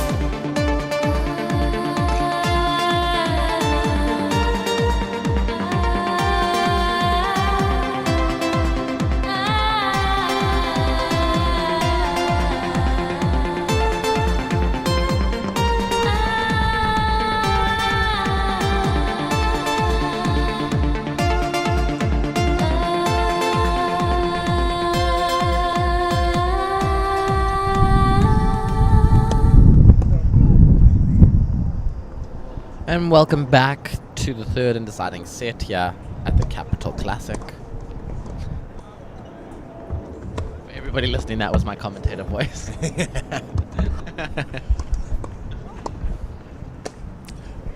going to see.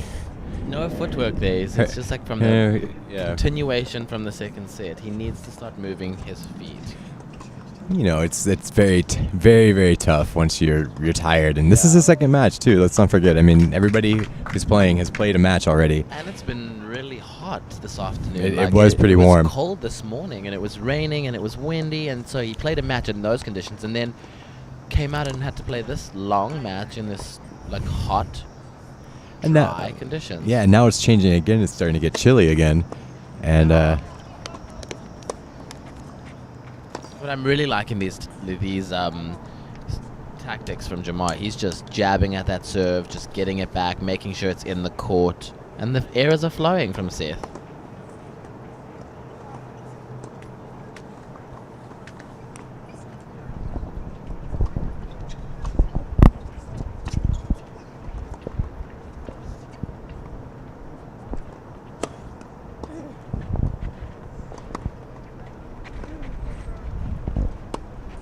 that's a nice That's point. really nice play, but Jamar's on the ground.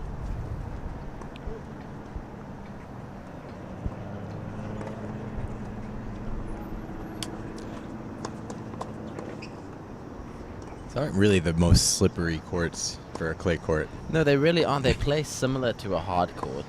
with a whole bunch of crap on them. Like a hard court with like holes in them. Yeah, That's yeah. what it's like. They're not my favorite courts. I think they're probably one of the least favorite courts I've played on. I mean, but- I don't get to play on clay all that much. I mean, being from South Africa, there really isn't clay, and I played a few tournaments in Europe, and I played on clay there, and I really enjoyed it. But I don't usually get to play that much. Well, you know, the red Yeah. clay. The red clay is a lot different. It really is. It's a lot more slippery than what this clay is, and it's a lot more clay-like, is all I can say. Like, it's not dusty, really. Yeah. Double fault there. Brings up double break point. This is danger time for Seth. To go down an early break is not what he wants.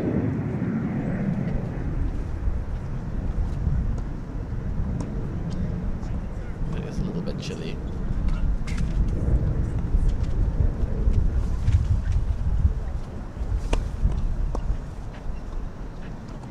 That That's a goes good long. serve.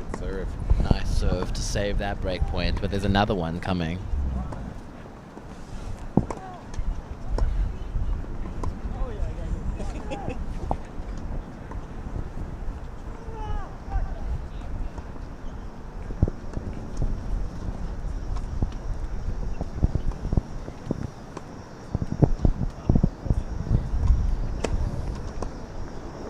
Another really good serve there, and gets a little out of trouble.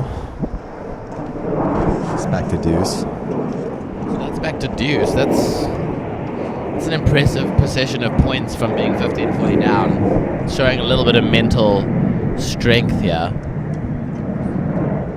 I mean, it's easy once you get down on yourself to just like capitulate and lose a match. You know, it takes a lot Definitely. to come back. And that's an ace. So that's another great serve. And from 15-40, he's at game point.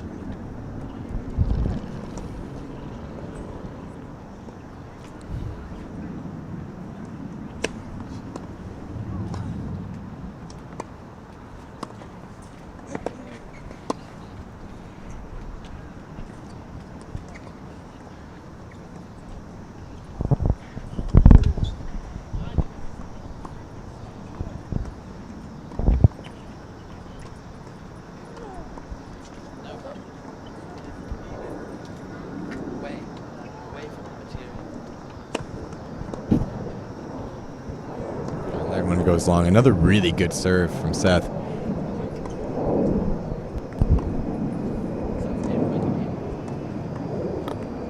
Game point.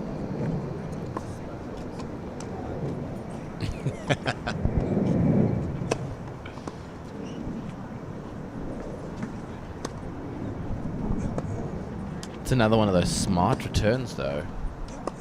Gets him into the rally. That ball just stopped. Oh, that ball just stopped Yeah, in it the had a middle of the lot of court. spin on it, and it just stopped.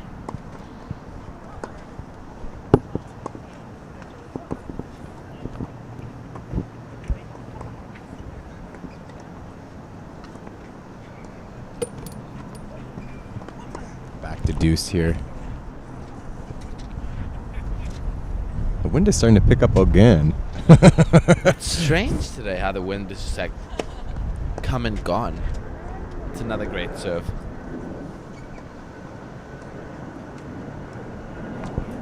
He really may be forced to win this match with his serve. Well, I think that's the only way that he's really going to win, is he has to serve out of his mind in this last set, because I think everything else is kind of going from his game right now. And that's long. So a great hold for Seth in the beginning of this third and deciding set.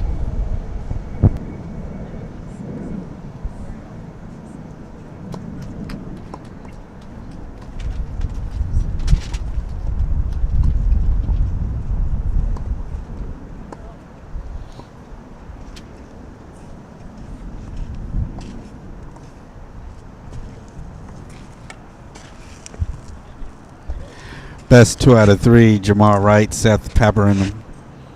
Split a set 6-3 apiece. Seth is up 1-love in the third set. Live continuing coverage, Capital Classic 21. Here at the East Potomac Tennis Center, Washington, D.C. This is going to be our last match of the day. Then we'll start again bright and early tomorrow around 9:30 or so Eastern Standard Time.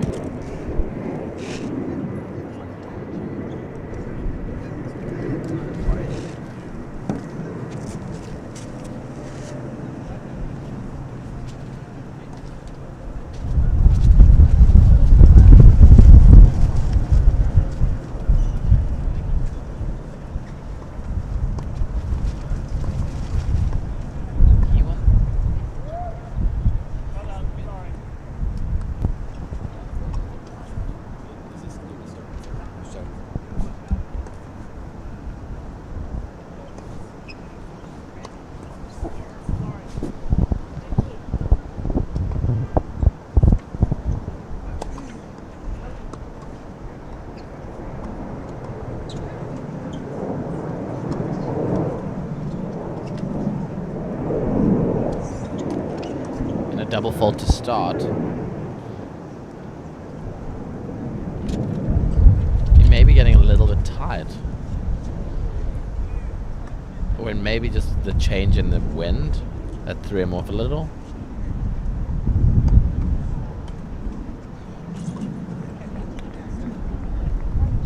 We got an update on the court at court 2 that John Garica actually won his first set in a tiebreak, Cruz Colmenares. But now it looks like something odd is happening, and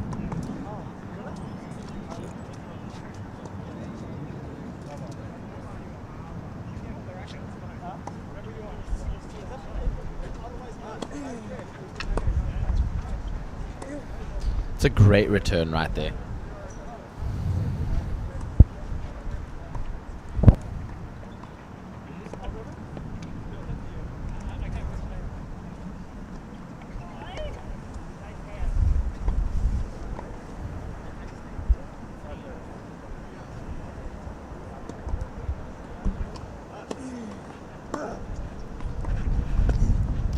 And this is danger time for Jamar right here because it's 15-40. So double break point. Same energy and gusto he had in the second set. I don't see it at all right now. No, it just seems to be like, because it doesn't seem like Seth's changed very much in his return pattern, so it just seems like he's lost a little bit of that wanting to get every ball back.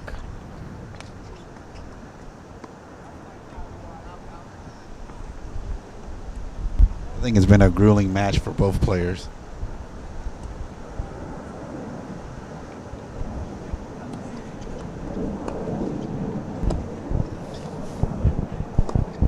Oh, that goes. Still has one break point though.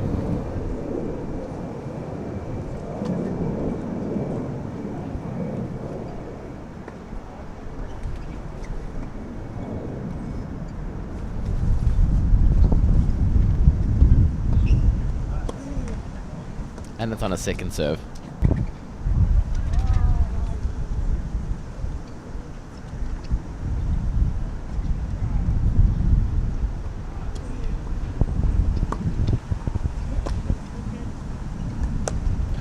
And a frame. That is frustrating. That really is frustrating. The wind just has arrived. I don't know.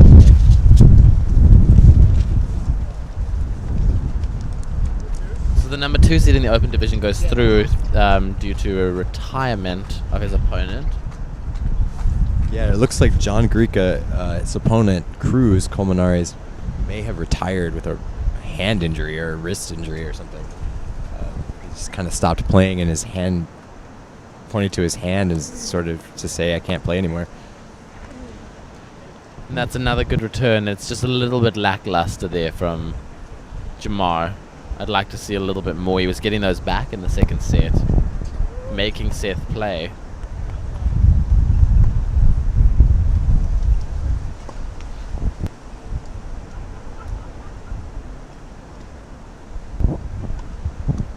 Many thanks to John Hardy for coming by and joining us in the chat room. He has to take off, but I appreciate you coming by and watching the tournament. Hope to see you later on this weekend.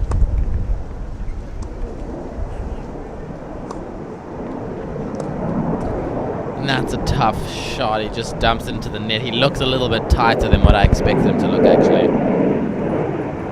That wasn't even close to him. No, it was pretty bad. I think he's just kind of getting a little nervous.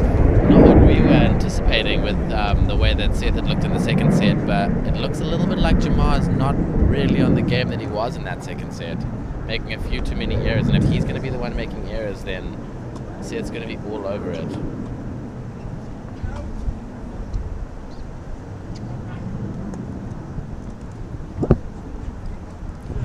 Yeah, especially with Seth serving first in the set. It could be 3-0 before he even blinks an eye. That's not good. Yeah. I mean, if this is a big game, because if Jamar needs to get into the service game here, if Seth romps through this, it's immediately pressure back on Jamar to serve again.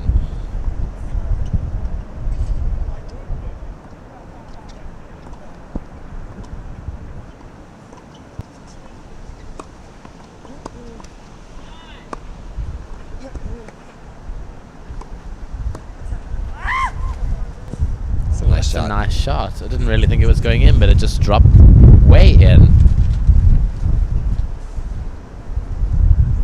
It's getting crazy actually right now, and there's a big gray cloud over the tennis center as well. Which we may get blown away on this umbrella. This is maybe the worst it's been all day, actually. Goodness me. Huge gusts of wind. Computer might get blown away. Not sure if the cameras can take much more. They're actually doing better than the umbrellas. Yeah.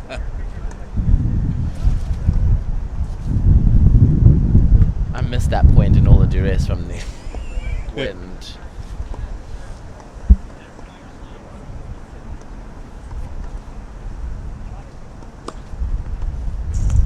That's a big double fault. That nearly hit the baseline. That makes it 15-all after that great winner in the first point.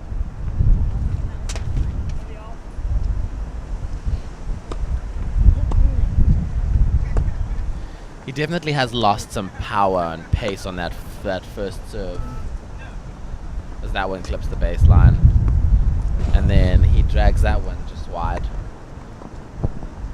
Yeah, these conditions are not fun right now. No, they really aren't. They're not even fun for us to sit in, let alone play tennis. Cold. Umbrellas are hitting us in the face. Yeah. Nearly getting flown away by an umbrella.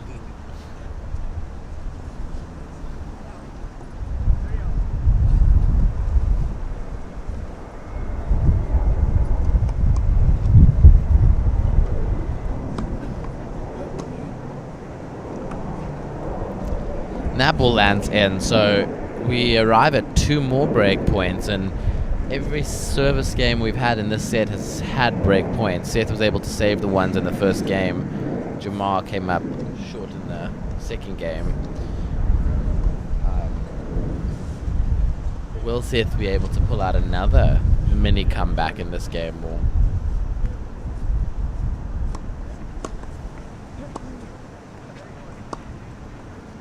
no, that Goes sails long. long, and it's 2-1. That was very good for Jamar to stay in that game and be tough.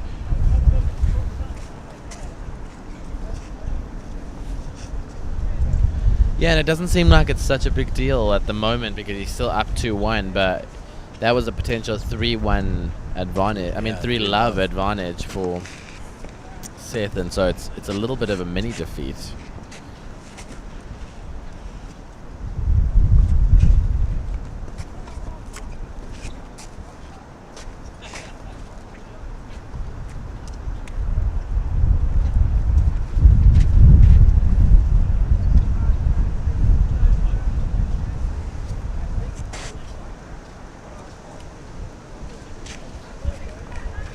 I think one of the keys for the remainder of the games is going to be who adjusts to these crazy wind conditions the quickest, because it's just swirling around out here. And Yeah, and I agree. I think we've been talking about the wind being crazy. We really haven't talked about how either of them has tried to adapt.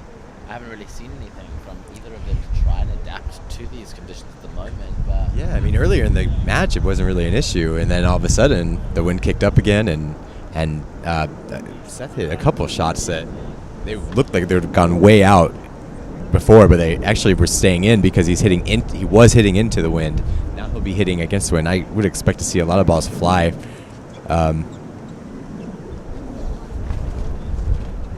it's a tough thing for a player that's really aggressive to play with the wind unless you've got amazing control of the ball. And if you just miss time a little bit, the ball can fly with the wind. So.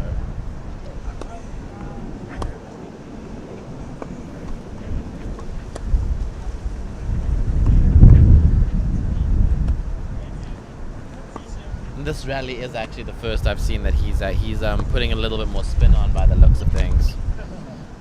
That was just a deep ball by Jamar, but Well, that's the problem though, because Seth was definitely putting on more spin and taking into consideration the wind, but Jamar's playing with the wind or against the wind, so you can just hit out as much as you want, and the ball's going to stay on the court. yeah. Ended up getting the ball really deep, and Seth really couldn't do anything about it.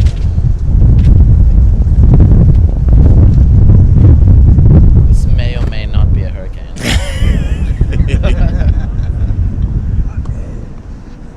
That's a good serve.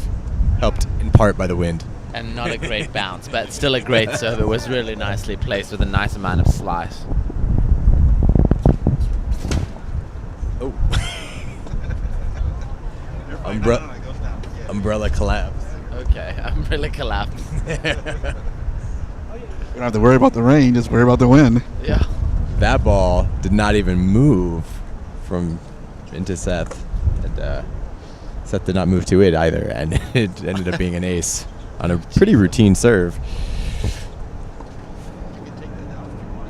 I know, I'm okay with it. But it is looking like a routine hold for Jamar to put us right back at 2-all, and this is where things get exciting.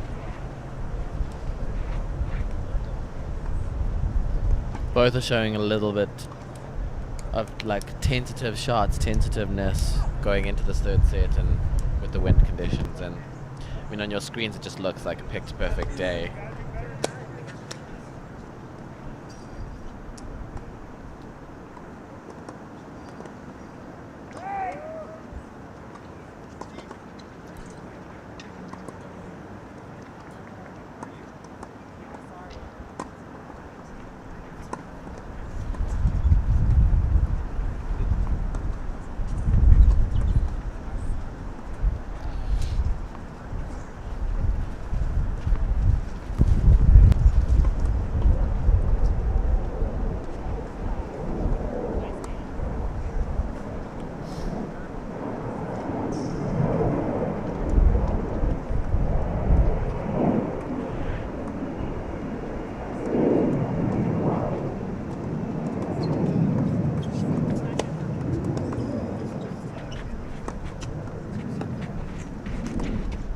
That's really nice play. in that first point. He went after that forehand down the line, and Jamar nearly got it back, but it was just a little bit too much for him.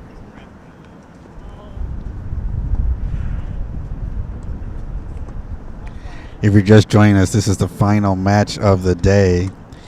We've had the opportunity to see nothing but open players here on the show court, with the exception of the very first game of the day, which was the B division.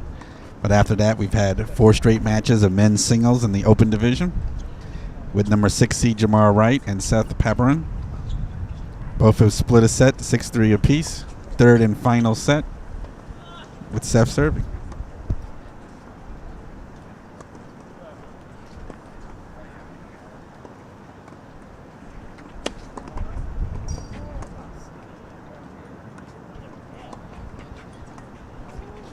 Another beautiful serve from Seth.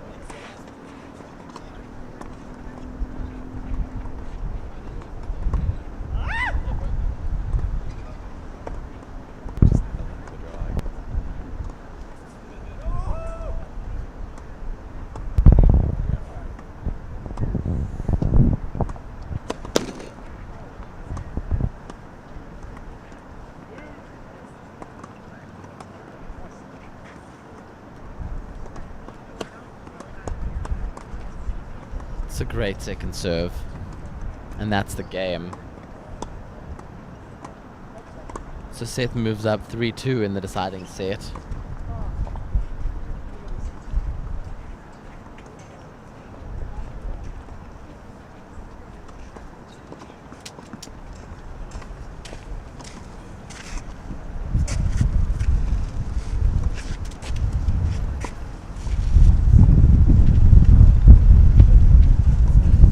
I want to remind everyone that we're in the middle of our 2013 fundraising campaign to finish out the remainder of the broadcast season for this year for the CCE Sports Network. If you like what you see, you want to see more great and gay and lesbian sports tournaments here in the United States, we encourage you to visit our website at ccesportsnetworking.com. Every little donation helps. The Circle City Volleyball Festival, unfortunately, is coming off the broadcast list. I just talked to the tournament director through Facebook today, and she did not get the tournament turnout that she was looking for as far as teams are concerned. So she wants to have a better presentation for our live stream coverage. So she's going to pull out. Indy Classic 10 in Indianapolis is still a question mark. We need to get funding for that. Las Vegas is a go, and HUTEC in Houston is a go. Florida Lee, I'm still waiting to hear back from them to see if they want us to come down. So that's what we would like to do for the remainder of the 2013 season. And we depend on your support. So if you like what you see, we hope and encourage you to visit ccesportsnetwork.com. And so we're and back, donate if you can. And it's really important here for Jamar to hold serve.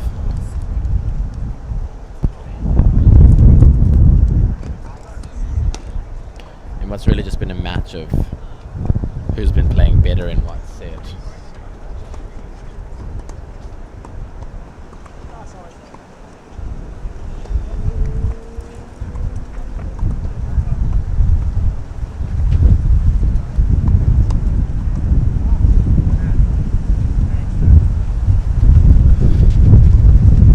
This wind is super strong.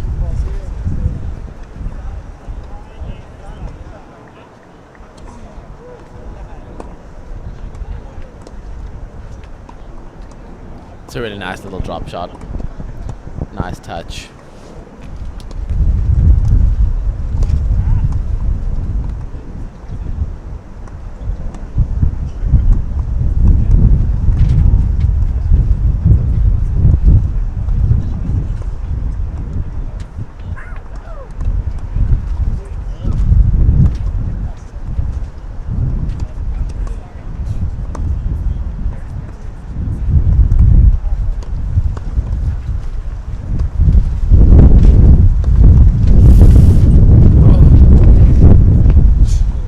really pretty. The wind caught that ball and he just dealt with it really That's nicely. life giving you lemons and making lemonade. Yeah, exactly. That was a really windy point, Yeah. to say the least.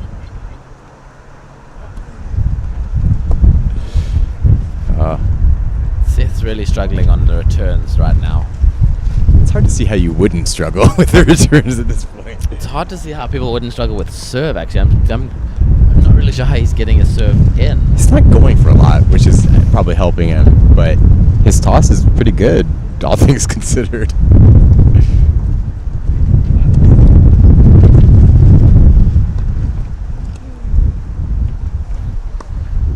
It's another one in the net, so that's 3-all.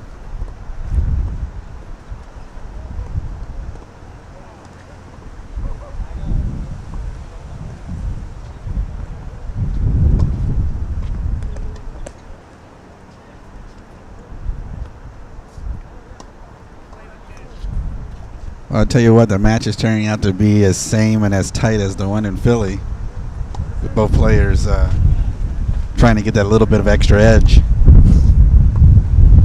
I think just watching this match, I'd still have to give the slight edge to Jamar, just with that like looping ball.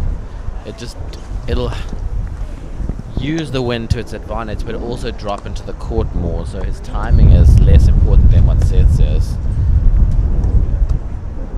And as I say it, it just goes in the bottom of the net. So I think I should just stop making predictions because every time it's wrong. Every time.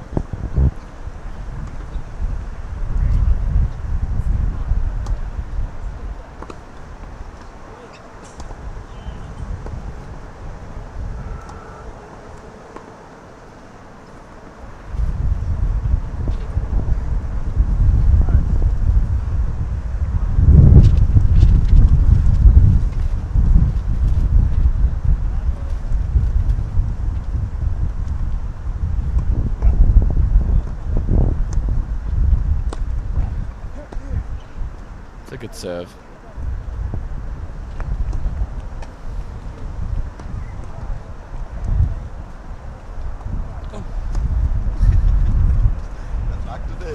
People getting poked in the head with umbrellas. Yeah, it's It is hard really turning into a sloppy match with the wind Yeah. and conditions, as would be expected. It's really just going to be who wants it more and who makes less errors. Right now, people are just both players are just struggling to get the return back in court.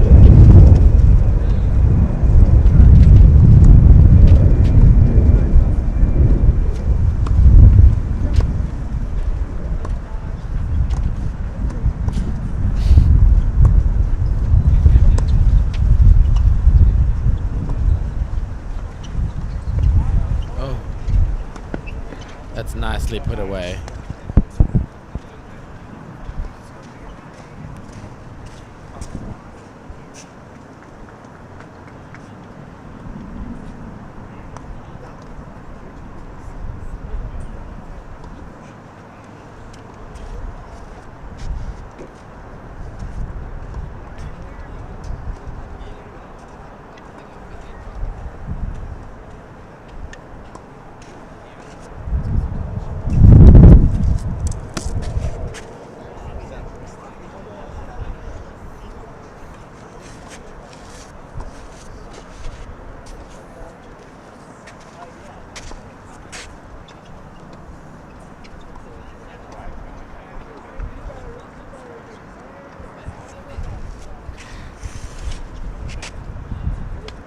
So it's 4-3 to Seth over Jamar.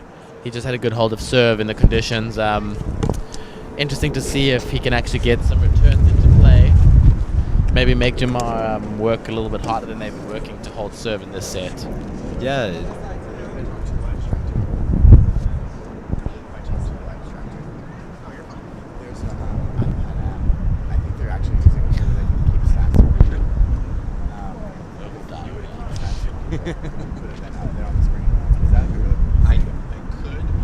If someone's keeping the stats for you.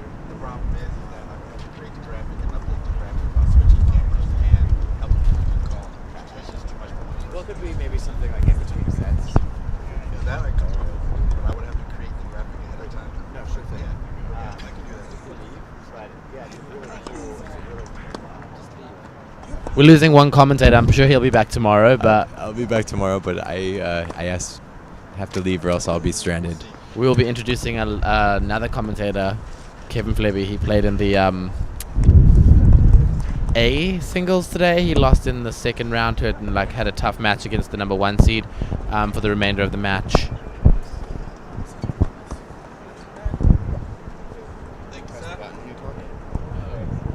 Just on.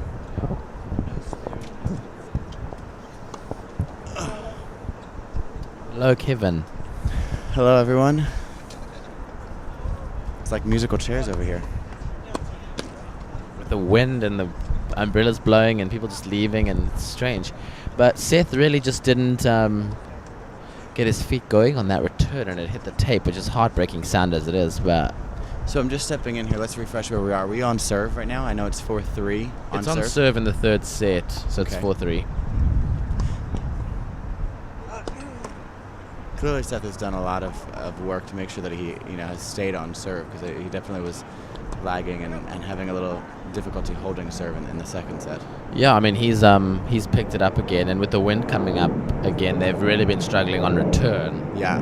So it's been more about just getting that serve in. I can imagine Jamar has had some trouble with that toss.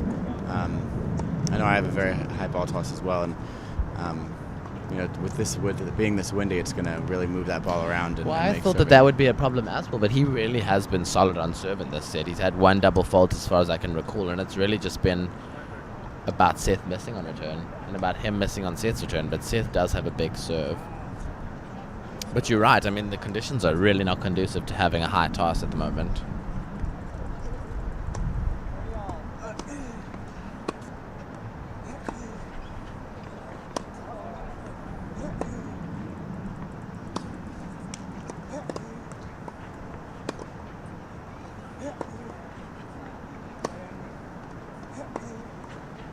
Battle of the forehands going on. Cross-court forehand. A little help from the net right there. That's a great winner there by Seth. Yep, very nice. So really nice. It sets up... Don't know what it sets up actually. I'm feeling like it sets up 30 all or 15 all.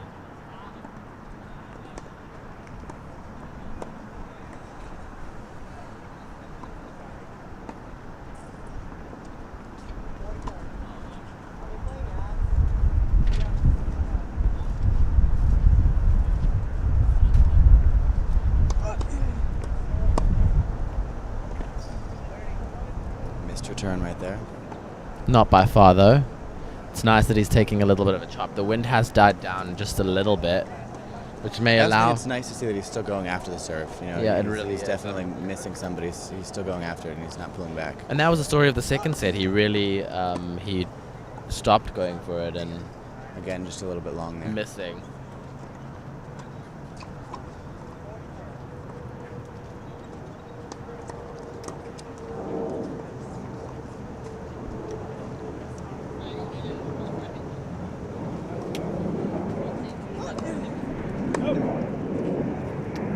So a second serve here at 15-40. Oh, 40-15, sorry. Game point for 4-all.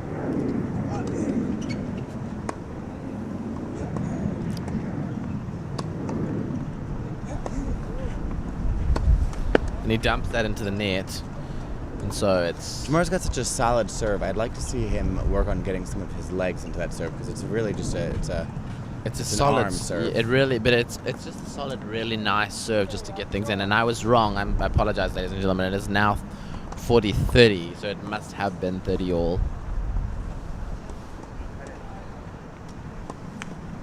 So game point now. Almost a let there.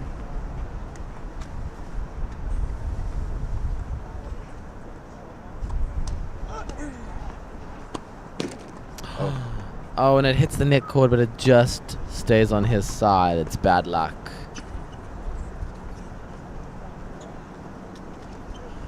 And sometimes you need a little bit of luck to beat a seed. And sometimes you do indeed. So now he's going to have that serve right back. See if he can bang down a couple of big serves and go 5-4 ahead and make Jamar serve to stay in this match. He needs to be careful here, though, because if he gets broken, Jamar will be serving to win the match instead.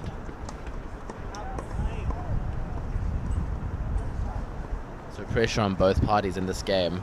I feel like kind of how the third set always tends to work is that every point has more pressure than the last point, and it just kind of builds up as you're going through. I think that's a good analysis of it. And that's just, it's a loose ball. He thought that it was going to bounce towards him, and it bounced away, and it spun away, and he just wasn't ready for that spin and But it's dragged like we were it just long. talking about. It's the additional pressure of Yeah. you've got the sitter, and you're going for too much because you've got this pressure, and you want the point to be over. Yep.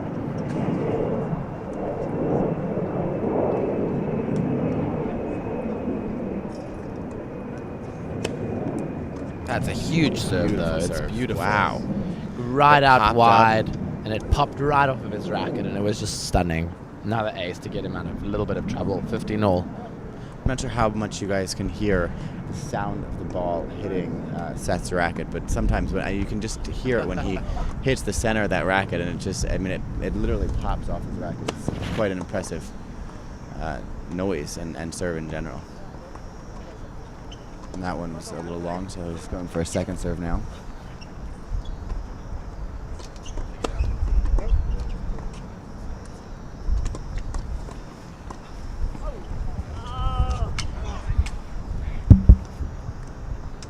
And it looks like that was a double fault, so now we have 15-30. Untied.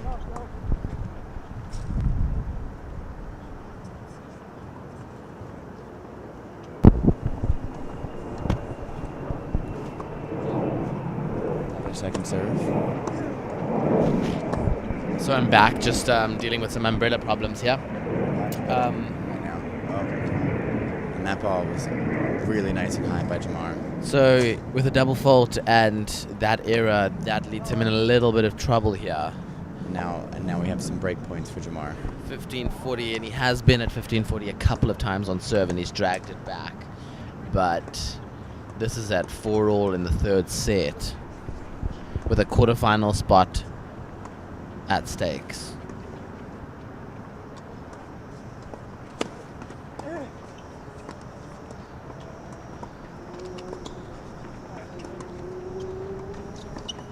And that was a big serve that the return just went wide. So he saves one. It's 30-40.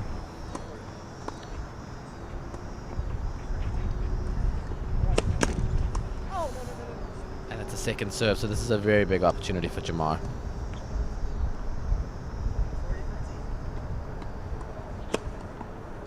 And it's a double fault. Seth does not look pleased, as you can imagine.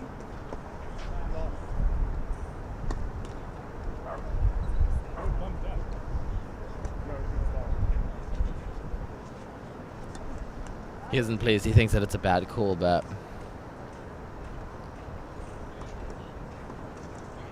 nothing he can do about it. He has to accept, and now Jamar will serve for this match. At 4-5 in the fifth. I mean, in the third.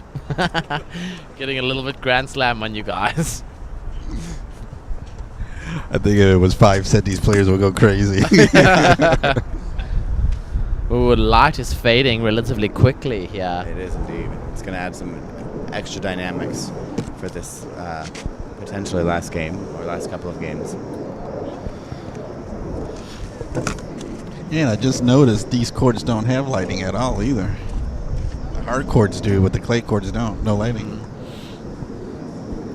I'm not sure why they don't put lights at the center on the clay courts. Interestingly, just the 3 hard courts do. The rest of the hard courts also don't have lights. Oh. So they have just 3. They ran lights out at of the money. center. Yeah, that's they ran out. Washington.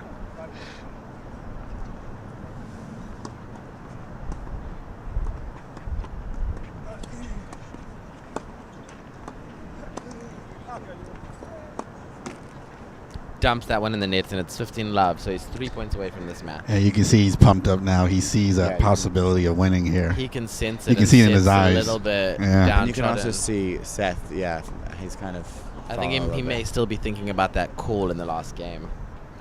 He needs to let that go and move on and really put this to a fight.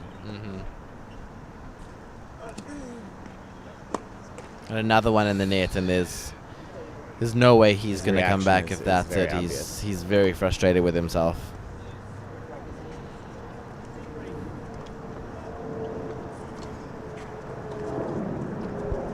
So 2 points away from the match here.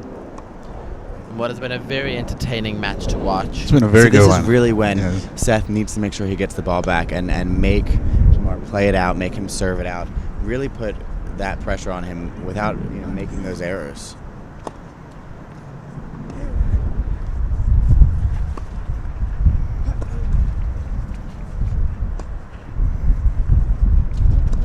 Jamar is just content to roll the ball back, and he's waiting I love for that that error. this has been going on for so long, and while Jamar just missed that, his feet, if you can look at his feet in the camera, his feet are still shuffling, and that is so hard to do after, this is his second match of the day, 3rd set into this match, and his feet are still moving and shuffling, and he's really working for every ball, and that's really impressive. Yep, he's really, he wants this, and that was a good point from Seth. It was a little bit desperate to go for that drop shot from Jamar, but Our commissioner, Dan, is saying great job to everybody. He's really enjoying the commentating, so just want to tell you guys thank you. And with that, it's match point to Jamar. Double match point. Double match point at 40-15, and so this match looks like it could be done and dusted unless Seth has something to say about it.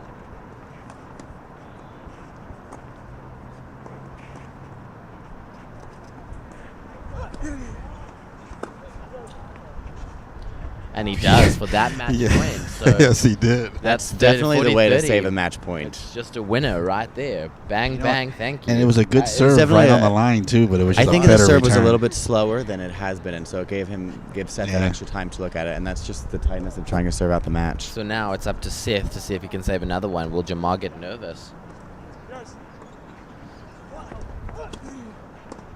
That's a fault, so it's a second serve. This is really the opportunity. He's got to make sure he wants to attack this ball, but He also wants to make not him be play. careless as well. Yeah, it's a great return. That sails long, and Sails Jamar long, and wins in Jamar- 3. That's the match. Thank you guys so much for joining us today. It ended up being a really good day of tennis here, and I hope to see you guys soon. Hope you join us again tomorrow. Yeah, we'll definitely be back here tomorrow around 9:30 or so Eastern Standard Time. Congratulations goes to the number 6 seed, Jamar Wright, in a long match. He holds out and wins 3-6, 6-3, 6-4. You can just drop it. I'll get it in a second. I want to thank everybody for joining us in our first day of 3 live coverage here at the Capital Classic 21. I want to thank everybody who was in the chat room for the last couple of matches. You guys made it very interactive and fun.